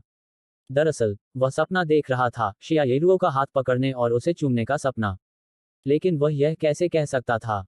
वाह, पापा, कमरे में बहुत अच्छी खुशबू आ रही है। जो किंग किंग ने गहरी सांस ली। ये कैसी खुशबू है? जो क्यूई ने प्रतिक्रिया दी। यह उसके द्वारा बनाए गए घेरे और अंबर की गंध ही होगी। उसने जल्दी से अंबर को अपनी जेब में रख लिया और मुस्कुराते हुए कहा, कुछ नहीं, शाओ किंग किंग, तुम इतनी जल्दी क्यों उठ गई? क्योंकि किंग किंग पापा से जल्दी मिलना चाहती है, जो किंग किंग ने गंभीरता से कहा। इसलिए मुझे जल्दी उठना पड़ेगा। King king. जो क्यूई के दिल में भावनाओं का सैलाब उमड़ आया, उसने उसके सिर पर हाथ फेरा, वह असंख्य भावनाओं से भर गया था। चलो, खाना खाते हैं। जो क्यूई ने किंग किंग को गोद में उठाया और खाने की मेज की ओर चल पड़ा। चाचा वांग, क्या आप आज उनसे फिर मिलने जा रहे हैं? हाँ, मैंने अभी अभी उनसे फोन पर बात की है। मैं जल्द ही रवाना हो रहा हूँ। ठीक है, मैं आज एक फोन कार्ड भी ले लूंगा ताकि एक दूसरे से संपर्क करना आसान हो जाए। चलो खाना खाते हैं। खाना खत्म करने के बाद, हमेशा की तरह, जो क्यूई जो किंग किंग को प्रीस्कूल ले गया। पास ही स्थित चाय घर को देखकर, जो क्यूई ने अपनी आंखें थोड़ी सिकोड़ी। उसने एक टैक्सी रोकी और वुगो ग्रुप की दिशा में चल पड़ा। चाय घर के अंदर, मालिक चाय के कमरे में बैठकर चाय पी रहा था। क्या आपको यकीन है कि उसने कल फोन पर यही बात की थी? बॉस ने धीमी आवाज में पूछा। बिल्कुल, इसमें कोई शक नहीं, चेहरे पर निशान वाले एक आदमी ने मुस्कुराते हुए कहा। हे, मुझे सच में उम्मीद नहीं थी कि यह आदमी अच्छा इंसान नहीं निकलेगा। पता नहीं इसके क्या इरादे हैं, लेकिन मैं इस बात को लेकर पूरी तरह आश्वस्त हूं कि यह वू झेंगगो से पैसे ठगना चाहता है। मालिक, इस बार आप निश्चिंत रह सकते हैं। फिर भी, बॉस ने अपनी आंखें थोड़ी सिकोड़ी। मुझे अब भी लग रहा है कि कुछ गड़बड़ है। उसका पीछा करते रहो, लेकिन जल्दबाजी मत करो और उसे यह बिल्कुल पता मत चलने दो कि हम उसका पीछा कर रहे हैं। यह मामला बेहद अहम है। हम पैसा कमा पाएंगे या नहीं, यह तो कुछ दिनों में होने वाली बोली सम्मेलन पर निर्भर करता है। अगर इस समय कुछ भी गड़बड़ हुई, तो मैं तुम्हें बिल्कुल नहीं छोड़ूंगा। तुम्हें जो भी पैसा मिलना है, उसमें से एक पैसा भी नहीं रोका जाएगा। लेकिन, अगर आखिर में कोई दिक्कत हुई, तो मुझे लगता है तुम जानते हो कि इसके क्या नतीजे होंगे, है ना? जल्दबाजी मत करो, यह आदमी बेहद खतरनाक है। मालिक, कृपया निश्चिंत रहें, हम इस मामले को अवश्य सुलझा लेंगे। चेहरे पर निशान वाले उस व्यक्ति ने गंभीर आश्वासन के साथ सिर हिलाया। इस समय तक जो क्यूई टैक्सी लेकर वुगो ग्रुप पहुंच चुका था, लेकिन पिछली बार वू झेंगगो उसे सीधे सबसे ऊपरी मंजिल तक ले गया था। अब जब वह गाड़ी से उतरकर अपने सामने गगनचुंबी इमारतों के विशाल समूह को देख रहा था, तो वह अचानक विस्मय से भर उठा। अरे यार, ये कौन सी इमारत है? जो क्यूई ने आंखें सिकोड़ते हुए कहा। देखने में तो ये सबसे ऊंची इमारत लग रही है। ठीक है, मैं पहले जाकर देख लेता हूँ। अप्रत्याशित रूप से, जैसे ही उसने कार्यालय भवन का दरवाजा खोला और अंदर जाने ही वाला था, उसे एक सुरक्षा गार्ड ने रोक दिया। आप यहाँ किस लिए आए हैं? सुरक्षा गार्ड ने भौहें चढ़ाते हुए पूछा। ओह, मैं वू झेंगगो से मिलने आया हूँ। जो क्यूई मुस्कुराया और सिर हिलाया। वू झेन, आप सीईओ वू से मिलने आए हैं। सुरक्षा गार्ड ने जो क्यूई को संदेह भरी नजरों से देखा। आप सीईओ वू को उनके पहले नाम से बुलाने की हिम्मत कैसे करते हैं? क्या आपने पहले से अपॉइंटमेंट लिया था? आपका नाम क्या है? मुझे देखने दीजिए कि आपका कोई रिकॉर्ड है या नहीं। कोई अपॉइंटमेंट नहीं है। क्या वू झेंगगो से मिलना इतना मुश्किल है? जो क्यूई ने भौहें चढ़ाते हुए कहा। मेरा नाम जो क्यूई है और मुझे उनसे जरूरी काम है। कृपया मेरे लिए लिफ्ट का दरवाजा खोल दीजिए। सुरक्षा गार्ड ने जो ची को ध्यान से देखा, उसके कपड़ों पर नजर डाली और उसके चेहरे पर तिरस्कार का भाव आ गया। हे, तुम अपने पहनावे पर ध्यान भी नहीं देते। यहाँ आकर हमारे सीईओ वू से मिलना चाहते हो? जो ची, मैंने तो उनका नाम भी नहीं सुना। सुबेई में ऐसा कोई व्यक्ति है ही नहीं। जल्दी यहाँ से निकल जाओ, यहाँ आकर उनकी कार्य में बाधा मत डालो। सुरक्षा गार्ड ने अधीरता से हाथ हिलाते हुए कहा, मानो वह जो क्यूई को वहां से भेजना चाहता हो। काम शुरू होने का बस समय था, और सुबेई का यह हृदय वगो समूह का मुख्यालय था। हालांकि यह गगनचुंबी इमारतों का एक विशाल समूह था, लेकिन सभी इमारतें वगो समूह के कार्यालय नहीं थीं। न्यूयॉर्क में एम्पायर स्टेट बिल्डिंग और रॉकफेलर सेंटर की तरह, ये सभी व्यावसायिक प्रतिष्ठानों के लिए किराए पर उपलब्ध थीं। आखिरकार, बात तो पैसा कमाने की ही है। युवा सफेदपोश कर्मचारी काम पर जाने की जल्दी में इधर उधर आ जा रहे थे।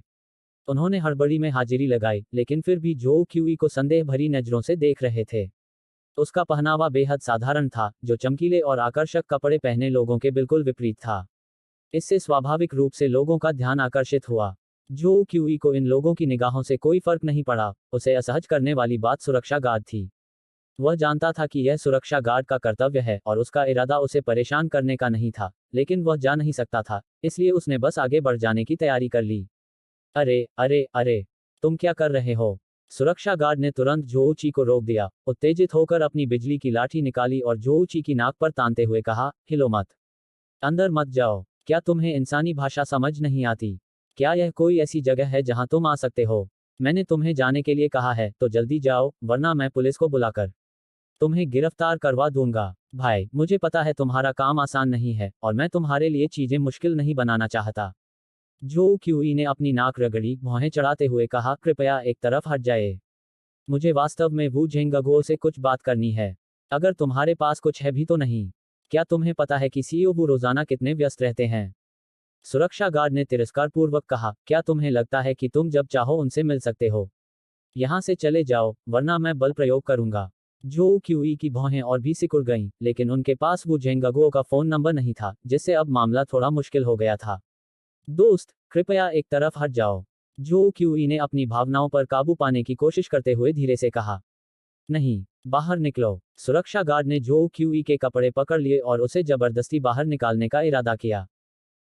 जो क्यूई। तभी एक प्रश्नवाचक आवाज सुनाई दी। अध्याय 9, एक भूल भुलैया। जो क्यूई। तभी एक प्रश्नवाचक आवाज सुनाई दी। जो क्यूई ने आवाज की दिशा में देखा और अचानक उसे एक जानी पहचानी सी अनुभूति हुई। उसने झट से अपना सिर घुमाकर देखा और देखते ही देखते दंग रह गया। हा, क्या संयोग है। मैंने तुम्हें कल देखा था और आज फिर से देख रहा हूं। वह कोई और नहीं बल्कि वू झेंगगुओ की बेटी, वू शिन्यांग थी। तो तुम हो? जो क्यूई मुस्कुराई और सिर हिलाते हुए बोली, तुम सही समय पर आए हो। मेरी मदद करो, मुझे तुम्हारे पिताजी से कुछ बात करनी है। मैडम, क्या आप उन्हें जानती हैं? सुरक्षा गार्ड को यह जानकर स्पष्ट आश्चर्य हुआ कि वू शिन्यांग, जो ऊची को जानती थी। इसका मतलब यह था कि संभवतः वू झेंगगुओ भी जो ऊची को जानती थी। तो क्या मुझे कोई जरूरत नहीं? वू शिन्यांग ने उसे बीच में ही रोकते हुए कहा। उसकी सुंदरता तो असाधारण थी, लेकिन इस समय उसका चेहरा बर्फ की तरह ठंडा था। वह किसी उच्च और दुर्गम देवी की तरह लग रही थी, जिससे यह आभास होता था कि उसके करीब जाना मुश्किल है। जो क्यूई, भले ही मेरे पिता तुम पर भरोसा करते हैं, इसका मतलब यह नहीं कि मैं भी करता हूं। वू शिन्यांग ने ठंडे लहजे में कहा, मैं तुम्हें सलाह देता हूं कि तुम तुरंत यहां से चले जाओ, वरना मुझे असभ्य कहने के लिए दोष मत देना। यह हमारे वूगो समूह का मुख्यालय है और यहां मौजूद हर कोई मेरा अपना है। मैं तुम्हें सम्मान दे रहा हूं, इसलिए तुम खुद ही चले जाओ। वू शिन्यांग ने यह कहा, फिर उसने जो क्यूई की ओर ठंडेपन से देखा, मानो वह उसके अपने निर्णय लेने का इंतजार कर रही हो। कई कर्मचारी खुद को रोक नहीं पाए और रुककर आपस में चर्चा करने लगे। अरे, क्या ये वू शिन्यांग हैं, जो अभी अभी विदेश में पढ़ाई करके लौटी हैं? कितनी खूबसूरत हैं। सचमुच एक दिव्य सौंदर्य। मुझे लगता है कि वह सुबेई टीवी की उस महिला और कुछ अन्य युवतियों को पूरी तरह से टक्कर दे सकती है। बेशक, मिस वू शिन्यांग की वापसी के साथ सुबेई शहर की नगरिनी कौन होगी, यह पूरी तरह से अनिश्चित है। लेकिन ये व्यक्ति कौन है? ऐसा लगता है कि वे एक दूसरे को जानते हैं। मुझे नहीं पता, शायद कोई और कंपनी सीईओ वू से निवेश की भीख मांगने के लिए उनके पास आ रही हो। अगर यह कोई साधारण व्यक्ति होता, तो इस तरह की स्थिति का सामना करते हुए, वह शायद बहुत पहले ही पीछे हट गया होता और फिर कभी वापस आने की हिम्मत नहीं करता। लेकिन जो क्यूई को जिन भव्य दृश्यों का सामना करना पड़ा था, वे इन लोगों के लिए अकल्पनीय थे। आत्मा देवलोक में, वह एक ऐसा व्यक्तित्व था जो अपने भाइयों के लिए संसार को चुनौती देने का साहस रखता था, यहां तक कि पूरे विश्व के विरुद्ध युद्ध छेड़ने तक का भी। इस मामूली घटना का जो ऊची पर कोई प्रभाव नहीं पड़ा। इसके विपरीत, वह और भी अधिक सहज महसूस कर रहा था। मैंने सुना है कि तुमने विदेश में पढ़ाई की है। जो क्यूई ने नाक रगड़ते हुए बेबाकी से कहा, लगता है पढ़ाई लिखाई में तुम्हारा दिमाग सचमुच खराब हो गया है। हट जाओ, मुझे वू झेंगगुओ से कुछ काम है। मैं बस एक बार कह रहा हूं, मुझे बार बार दोहराने की जरूरत नहीं है। अगर तुम औरत न होती, तो अब तक इसकी कीमत चुका चुकी होती। वू शिन्यांग ने पहले सोचा था कि उसका पलड़ा भारी है और वह जो क्यूई को खुद को मूर्ख बनाते देखने का इंतजार कर रही थी, लेकिन उसने कभी उम्मीद नहीं की थी कि वह इतना शांत रहेगा, जो उसकी उम्मीदों से बिल्कुल परे था। उसे सबसे ज्यादा आश्चर्य जो क्यूई की निगाहों से हुआ, जिनमें एक असाधारण जादू सा प्रतीत होता था। उसकी घोर काली आंखों में मानो धरती के नीचे एक अथाह खाई छिपी हो। उसे देखकर लोग डर जाते थे और जितना ज्यादा देखते उतना ही उन्हें लगता मानो उनका पूरा अस्तित्व उसमें समा रहा हो। उस अवर्णनीय अनुभूति से ऐसा लगता था मानो कोई बर्फीले तहखाने में गिर गया हो। उसका पूरा शरीर ठंड से कांपने लगा और वू शिन्यांग ने अनजाने में उसकी निगाहें बचा लीं। वू शिन्यांग, क्या हुआ? तभी एक आदमी चलकर आया। वह अच्छे कपड़े पहने हुए था और बेहद आकर्षक था। उसकी छाती पर लगे बैज से स्पष्ट था कि कम उम्र के बावजूद वह परियोजना महाप्रबंधक के उच्च पद पर आसीन था। उसका नाम झाओ यंगफान था और उसकी निगाहें भी बेहद अभिमानी थीं। जो की को यह आभास हो गया कि झाओ यंगफान के मन में वू शिन्यांग के लिए भावनाएं थीं और वह निश्चित रूप से उसे पाने की कोशिश कर रहा था। बेशक उसने स्वीकार किया या नहीं, यह उसका अपना मामला था। कुछ नहीं, बस एक उबाऊ व्यक्ति से मुलाकात हो गई। वू शिन्यांग ने जो क्यूई की नजरों से बचते हुए ठंडे लहजे में कहा। ओह, तो तुम ही हो जिसने वू शिन्यांग को नाराज किया। झाओ यंगफन मुस्कुराते हुए पास आए और जो क्यूई के सामने आकर खड़ी हो गई। अगर तुम मर्द हो तो अपनी इज्जत बचाओ और यहाँ तमाशा मत करो। क्या तुम खुद जाओगे या मुझे किसी को बुलाकर तुम्हें बाहर निकलवाना पड़ेगा? जब झाओ यंगफान बोल रहे थे तभी उन्होंने अपना फोन निकाला, मानो वे किसी भी क्षण किसी को फोन करने के लिए तैयार हों। आप सब यहाँ क्या कर रहे हैं? तभी एक व्यक्ति नीचे आया, उसकी निगाहें ठंडी थीं, आवाज धीमी थी, लेकिन उसमें एक अलग ही प्रभाव था। लगता है आप सभी को अपना काम संतोषजनक नहीं लग रहा है। क्या मैं आपके वरिष्ठों से बात करके आपका कार्यभार थोड़ा बढ़ा दूं? वह वू झेंगगुओ के मुख्य सचिव ली जैक्सिंग थे, जिनसे जो क्यूई पहले एक बार मिल चुके थे। आह, ये तो चीफ ली हैं। ली जैक्सिंग को नीचे आते देख आसपास मौजूद सभी लोग तुरंत पक्षियों और जानवरों की तरह इधर उधर भाग गए। किसी की भी रुकने की हिम्मत नहीं हुई और वे जल्दी से लिफ्ट लेकर अपने अपने विभाग के तल पर चले गए। कुछ ही मिनटों में कभी भीड़भाड़ वाली लॉबी अचानक खाली हो गई। ओह, ये तो चीफ ली हैं। झाओ यंगफन ने मुस्कुराते हुए सिर हिलाया और कहा, चीफ ली, आपको पता नहीं, मैं यहाँ बस एक छोटी सी परेशानी से निपटने आई थी। अभी अभी एक उबाऊ व्यक्ति ने मिस वू शिन्यांग को बहुत परेशान किया। चीफ ली ने कुछ नहीं कहा और झाओ यंगफान को हल्का सा झुककर प्रणाम किया। मैं इस मामले को संभाल लूंगा, इसलिए इससे आपके कार्यक्रम में कोई देरी नहीं होगी, श्रीमान झाओ। अगर मुझे सही याद है तो आज सुबह एक महत्वपूर्ण बैठक है जिसकी अध्यक्षता आपको करनी है। इन छोटी मोटी बातों को अपने मूड पर हावी न होने दें। नहीं, जब तक मैं मिस वू शिन्यांग की समस्याओं को हल करने में मदद कर सकता हूं, मेरा मूड हमेशा अच्छा रहेगा। झाओ यंगफन ने अपना फोन उठाया और जो क्यूई की ओर उदासीनता से देखा। लगता है कुछ लोग सचमुच जिद्दी हैं और उन्हें मेरी जरूरत है। कोई जरूरत नहीं, ली जैक्सिंग ने झाओ यंगफन की हरकत को रोकते हुए कहा, ये श्री वू के मेहमान हैं और मैं इन्हें लेने आया हूं। क्या क्या वो सचमुच मिस्टर वू का मेहमान है? ली जैक्सिंग की बातें सुनकर सुरक्षा गार्ड पल भर में छलनी की तरह कांपने लगा। वह स्थिर खड़ा नहीं रह पा रहा था, लड़खड़ा रहा था और लगभग गिर ही गया था। वू शिन्यांग को शायद पहले से ही इस बात का पता था, इसलिए उसने अपना सिर जो क्यूई से दूर कर लिया और सोच में डूब गई। श्री वू उसे ढूंढ रहे हैं? झाओ यंगफन ने थोड़ा भौहें चढ़ाते हुए पूछा, क्या आप निश्चित हैं? बिल्कुल, श्रीमान झाओ। ली जैक्सिंग ने सिर हिलाया और जो क्यूई से कहा, श्रीमान जो, कृपया मेरे साथ आइए। ठीक है। जो क्यूई को भी शायद इसी परिणाम की उम्मीद थी, उसने झाओ यंगफन को हल्के से सिर हिलाकर सहमति दी और ली जैक्सिंग के पीछे पीछे सबसे अंदरूनी लिफ्ट की ओर चल दिया, जो सीधे सबसे ऊपरी मंजिल तक जाती थी। श्रीमान जो, आपको अभी चौंकाने के लिए मैं क्षमा चाहता हूँ। ली जैक्सिंग ने कुछ शर्मिंदा होते हुए कहा। मुझे हैरानी नहीं हुई। जो क्यूई ने अपनी नाक रगड़ते हुए बड़े ही सहज अंदाज में कहा, झाओ यंगफन देखने में तो बहुत जवान लगते हैं, लेकिन वो अभी से प्रोजेक्ट मैनेजर बन गए हैं। वाकई एक होनहार नौजवान हैं। हाँ, ली जैक्सिंग कम बोलने वाले व्यक्ति प्रतीत होते थे, उन्होंने बस सिर हिलाकर जवाब दिया। जो क्यूई जानता था कि उसे उससे और कोई जानकारी नहीं मिलेगी, इसलिए उसने बोलना बंद कर दिया और खिड़की से बाहर देखने लगा। यह विशेष सीईओ लिफ्ट बेहद खूबसूरत थी। चारों ओर की दीवारें पारदर्शी टेम्पर्ड ग्लास की बनी थीं, जिससे अंदर से बाहर का नजारा दिखाई देता था। जैसे जैसे लिफ्ट ऊपर चढ़ती गई, जो क्यूई को ऐसा लगा मानो सब कुछ उसके पैरों के नीचे आ गया हो। उसने अपनी आंखें थोड़ी सिकोड़ी और पूरे वुगुओ ग्रुप की भव्य आभा उसके सामने खुल गई, जिससे उसके मन में थोड़ी हैरानी हुई। ऐसा लगता है कि इतनी विशाल विशाल इमारतों का निर्माण यूं ही नहीं किया गया। स्पष्ट है कि इस लेआउट को किसी विशेषज्ञ के मार्गदर्शन में तैयार किया गया था। मुझे बस आश्चर्य है कि वू झेंगगुओ इस समय उस विशेषज्ञ से सलाह क्यों नहीं ले रहे हैं। हालांकि उनकी उपलब्धियां मुझसे थोड़ी कम हैं, लेकिन इस दुनिया में उन्हें शायद बहुत प्रभावशाली माना जाता है। जो क्यूई ने सिर हिलाया और आह भरी। श्रीमान जो, हम पहुंच गए हैं। ली जैक्सिंग ने थोड़ा झुककर अपना हाथ ऊपर उठाते हुए कहा, श्रीमान वू का कार्यालय सीधे आगे है। कृपया। धन्यवाद। जो क्यूई ने भी सिर हिलाया, दरवाजा खोला और सीधे अंदर चली गई। विशाल कार्यालय के अंदर वू झेंगगुओ एक ठोस लकड़ी की मेज के पीछे बैठे हुए कुछ दस्तावेजों पर हस्ताक्षर करते हुए प्रतीत हो रहे थे। जो क्यूई ने उसे परेशान नहीं किया, बल्कि वू झेंगगुओ के ठीक सामने सोफे पर बैठ गया, नजरें झुकाए हुए, सोच में डूबा हुआ। एक पल के लिए दोनों में से कोई नहीं बोला और वातावरण में थोड़ी देर के लिए सन्नाटा छा गया। माफ कीजिए छोटे भाई, मैं बस एक बिजनेस प्लान देख रहा था। वू झेंगगुओ ने चश्मा उतारते हुए मुस्कुराते हुए कहा, अगली बार जब आप आएं, तो चीफ ली को पहले से बता देना, वो आपके लिए मिलने का समय तय कर देंगे। नीचे के सहकर्मी थोड़े अनफ्रेंडली हैं, खासकर सुरक्षा गार्ड।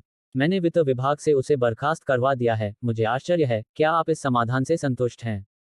संतुष्ट नहीं, जो क्यूई ने सिर हिलाते हुए बिना किसी संकोच के कहा।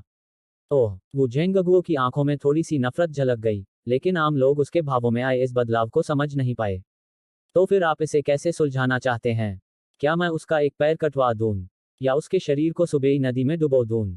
मेरा मतलब वो नहीं था। जो क्यूई ने सिर हिलाया। सुरक्षा गार्ड ने कुछ भी गलत नहीं किया, वो तो बस अपना कर्तव्य निभा रहा था। गलती मेरी थी। आपको उसे नौकरी से नहीं निकालना चाहिए, बल्कि उसे अच्छा इनाम देना चाहिए। लोगों को संभालने का यही तरीका है। मुझे विश्वास है कि आज की घटना के बाद वो आपके प्रति और भी वफादार हो जाएगा। हा हा हा हा। जो क्यूई का जवाब सुनकर वू झेंगगुओ अचानक हंस पड़ा। अच्छा, तुम वाकई वही नौजवान हो जिसकी मैं प्रशंसा करता हूँ। असल में, मेरा इरादा उसे नौकरी से निकालने का नहीं था, लेकिन तुम्हें खुश करने के लिए मैं ऐसा करने को तैयार हूँ। ठीक है, अब इन बातों को यहीं खत्म करते हैं। वू झेंगगुओ ने अपनी थोड़ी थकी हुई भौहें सिकोड़ी। तैयारियां कैसी चल रही हैं? आप आज मुझसे मिलने आए थे, तो आपने कुछ तो हासिल किया होगा। मुझे उनके बारे में बताइए। बिल्कुल सही। जो क्यूई ने बिना समय बर्बाद किए सीधे मोम के 2 कंगन निकाल लिए। इस कंगन को सामान्य रूप से अपनी कलाई पर पहने और किसी को इसे छूने न दें। जो क्यूई ने दोनों कंगनों की ओर इशारा करते हुए कहा। और इस कंगन को भी आपको अपने शरीर पर पहनना होगा। क्या तुमने नहीं कहा था कि यह पंच सम्राट सिक्का मेरे लिए है? वू झेंगगुओ ने कंगन उठाते हुए कहा और फिर अचानक आश्चर्य से बोला, यह पंच सम्राट सिक्का नहीं है। यह सामग्री, क्या यह भी मोम है? दिलचस्प है। नौजवान, लगता है तुम निकम्मे नहीं हो, तुम्हारे पास भी कुछ हुनर हैं। मोम भाग्य को नहीं बदल सकता, लेकिन इसके अप्रत्याशित प्रभाव हो सकते हैं। जोऊची ने अपनी नाक रगड़ते हुए धीरे से कहा, यह आपकी आभा को प्रभावी ढंग से बदल सकता है, आपको और आपकी ऊर्जा को पोषण दे सकता है। और वह कंगन, जो पंच सम्राटों के सिक्के के आकार का है, दूसरों को गुमराह करने के लिए है। अगर दूसरों को पता चल गया, तो सारी तैयारियां व्यर्थ हो जाएंगी। ठीक है, मैं तुम्हारी बात सुन लूंगी। वो झेंगगुओ ने सिर हिलाया और कंगन पहन लिया। मैंने देखा है कि तुम्हारे साथ कुछ गड़बड़ लग रही है, और पिछले 2 दिनों में यह और भी स्पष्ट हो गया है ना? जो क्यूई ने भौहें चढ़ाते हुए कहा। हाँ, मुझे भी हल्की नकारात्मक ऊर्जा का आभास हो रहा है। आखिर क्या हो रहा है? उस सवाल को पूछने से पहले, मैं आपसे एक सवाल पूछना चाहता हूँ। जो क्यूई ने खिड़की की ओर इशारा करते हुए कहा, जब मैं अभी लिफ्ट से ऊपर आया, तो मैंने देखा कि यहाँ भूविद्या का काम स्पष्ट रूप से व्यवस्थित था। यह किसी अच्छे व्यक्ति द्वारा किया गया था।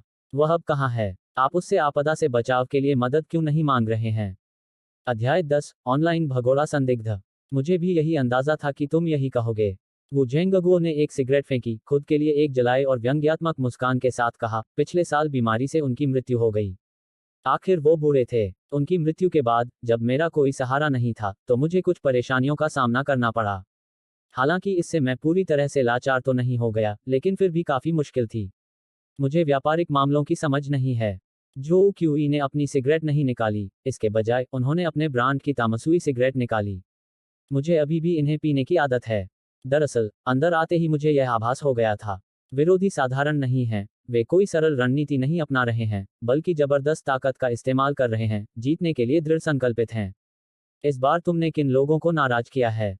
जो क्यूई ने सिगरेट का एक लंबा कश लिया और पूछा। शुरू में, यह सिर्फ एक प्रांतीय बोली परियोजना थी, मैं इसे कैसे कहूँ। सुओबेई शहर वर्तमान में हुआशिया प्रांत में एक प्रत्यक्ष नियंत्रित नगर पालिका है, और इसका इसके वेरे गुसु प्रांत से कोई खास संबंध नहीं है। आमतौर पर, प्रांतीय बोली गतिविधियों में स्थानीय उद्यमों को अधिक अवसर मिलते हैं, और मेरे जैसे बाहरी लोगों को आमतौर पर ज्यादा मौका नहीं मिलता। वो झेंगगुओ ने कड़वी मुस्कान के साथ सिर हिलाया। पर कुछ नहीं किया जा सकता, यह एक व्यापारी का स्वभाव है, बिना लाभ के जल्दी तरक्की नहीं। यह मेरे लिए एक सुनहरा मौका है और सुओबेई शहर से बाहर विस्तार करने का एक महत्वपूर्ण अवसर है, इसलिए मैं इसे जाने नहीं दे सकता था। दूसरी तरफ के लोग गुसु प्रांत के स्थानीय उद्यम होने चाहिए। आम लोगों में हमेशा कुछ न कुछ विशेषज्ञ होते हैं, और इस बार तो मेरी उनसे संयोगवश मुलाकात हो गई। जो क्यूई ने उसे बीच में नहीं टोका, उसने बस सिर हिलाकर उसे आगे बोलने का इशारा किया। सच कहूं तो मैं फेंग शुई में तब तक विश्वास नहीं करती थी जब तक मेरी मुलाकात उस व्यक्ति से नहीं हुई जिसने मेरे घर का लेआउट तैयार किया। वू झेंगगुओ ने जो क्यूई को ध्यान से देखते हुए कहा, एक समय मुझे शक था कि तुम धोखेबाज हो, लेकिन तुम बहुत ईमानदार निकले। तुम पैसे के लिए ये सब कर रहे थे, जो मुझे बिल्कुल ठीक लगा। मुझे ये भी पता था कि तुम्हारे कुछ राज हैं, मैं उन्हें जान नहीं पाई और न ही जानना चाहती थी। अब तो तुम घबरा रहे हो। जो ची ने सिगरेट का एक कश लिया, उसके चेहरे पर मुस्कान थी। इतने जबरदस्त दबाव में सीने में जकड़न होना लाजमी है। कहावत है ना, शहर पर काले बादल छा जाते हैं तो शहर ढहने वाला होता है। अब तुम भी दूसरी तरफ से दबाव महसूस कर रहे होगे। कोई बात नहीं, मैं यहाँ हूँ। जब बोली सम्मेलन शुरू हो तो मुझे भी साथ ले जाना।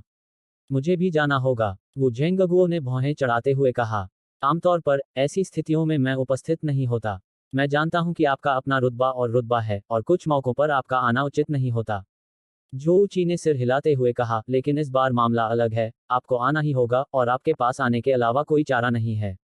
वे भारी बल का प्रयोग कर रहे हैं और हम भी खुली रणनीति से जवाब देंगे।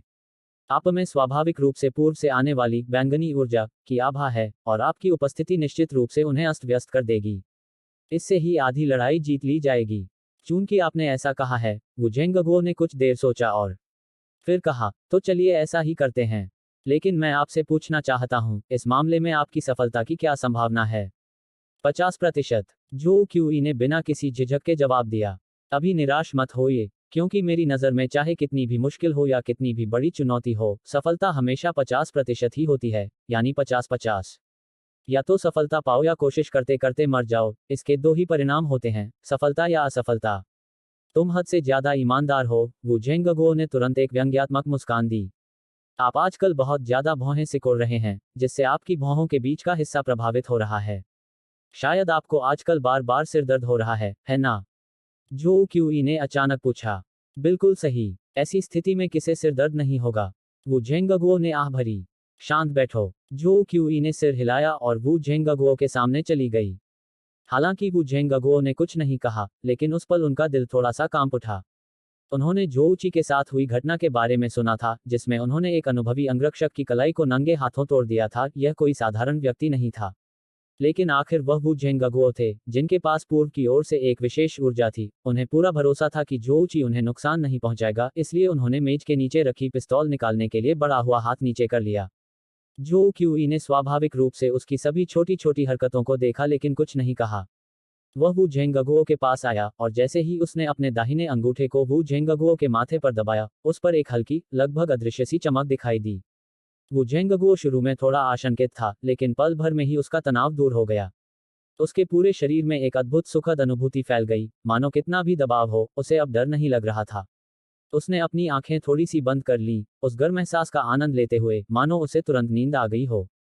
कुछ समय बाद जो क्यूई ने अपना अंगूठा छोड़ दिया। अब कैसा लग रहा है? मैं बहुत बेहतर महसूस कर रहा हूँ। वो झेंगगुओ ने तरोताज़ा और ऊर्जावान महसूस करते हुए अपनी आंखें फिर से खोलीं।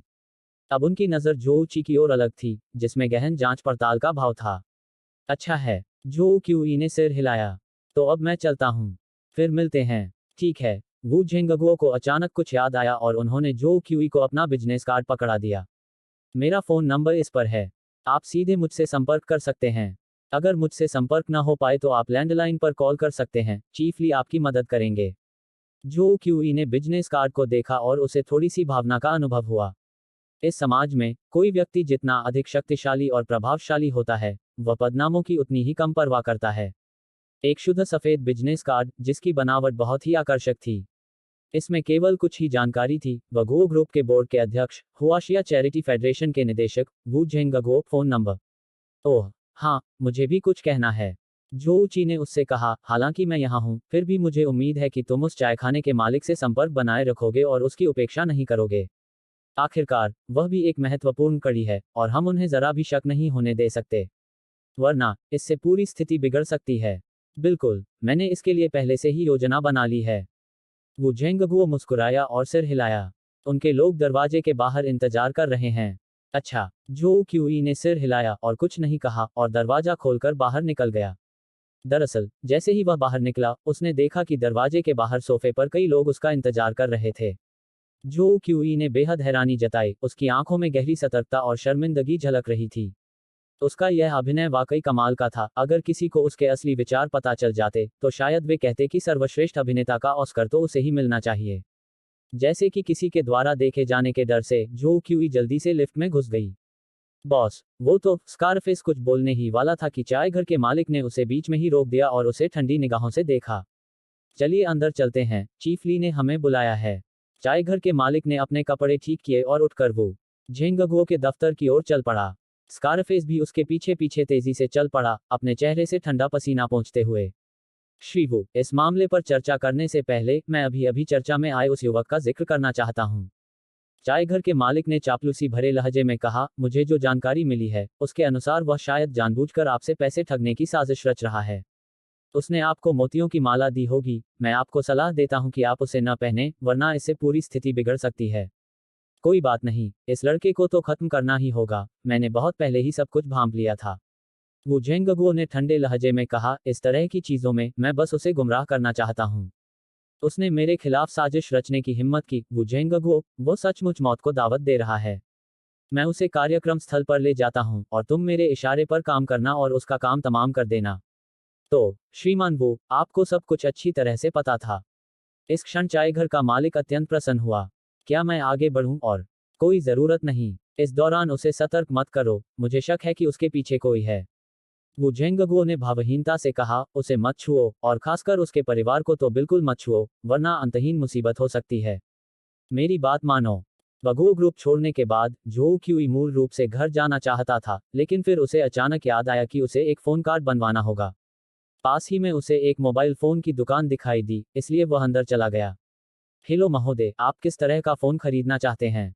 एक हंसमुख युवती उत्साहपूर्वक उत्पादों का प्रचार करते हुए पास आई। मेरे पास फोन है, मैं फोन कार्ड लेना चाहता हूँ। जो क्यूई ने मुस्कुराते हुए कहा। ओह, एक फोन कार्ड। सेल्स असिस्टेंट की नजरें चारों ओर घूमी, फिर उसने झटपट कहा, अभी एक शानदार ऑफर चल रहा है।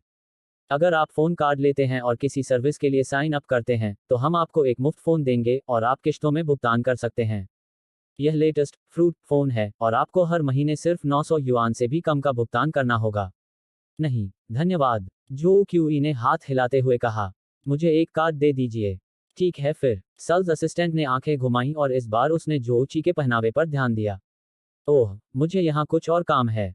आप सीधे चलते रहिए, अंदर फोन कार्ड के लिए एक अलग काउंटर है। आप अभी वहां जा सकते हैं। ठीक है, धन्यवाद, जो क्यूई ने सिर हिलाया।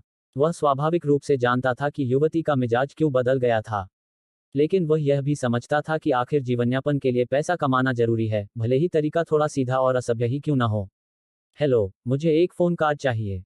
जो क्यूई मुस्कुराते हुए बिल्कुल पीछे की ओर चली गई। ओह, आपको कौन सी सेवा चाहिए? बिक्री कर्मचारी अभी भी अपने फोन की स्क्रीन को ध्यान से देख रही थी, मानो कोई गेम खेल रही हो। बस एक सामान्य सेवा, जिससे कॉल की जा सकें। कुछ भी ज्यादा जटिल नहीं। कुछ ज्यादा मुश्किल नहीं है, तो बस देख लीजिए। हमारे पास बस यही कुछ प्लान है। सेल्स क्लर्क ने जो क्यूई की तरफ देखे बिना ही एक डीएम फ्लाई की ओर इशारा किया। सारे प्लान इसमें हैं। फैसला हो जाने पर मुझे बता दीजिएगा। मैं इसे चुनूंगा, जो क्यूई ने एक योजना की ओर इशारा करते हुए कहा। वह जिसकी न्यूनतम मासिक खपत मात्र 36 है।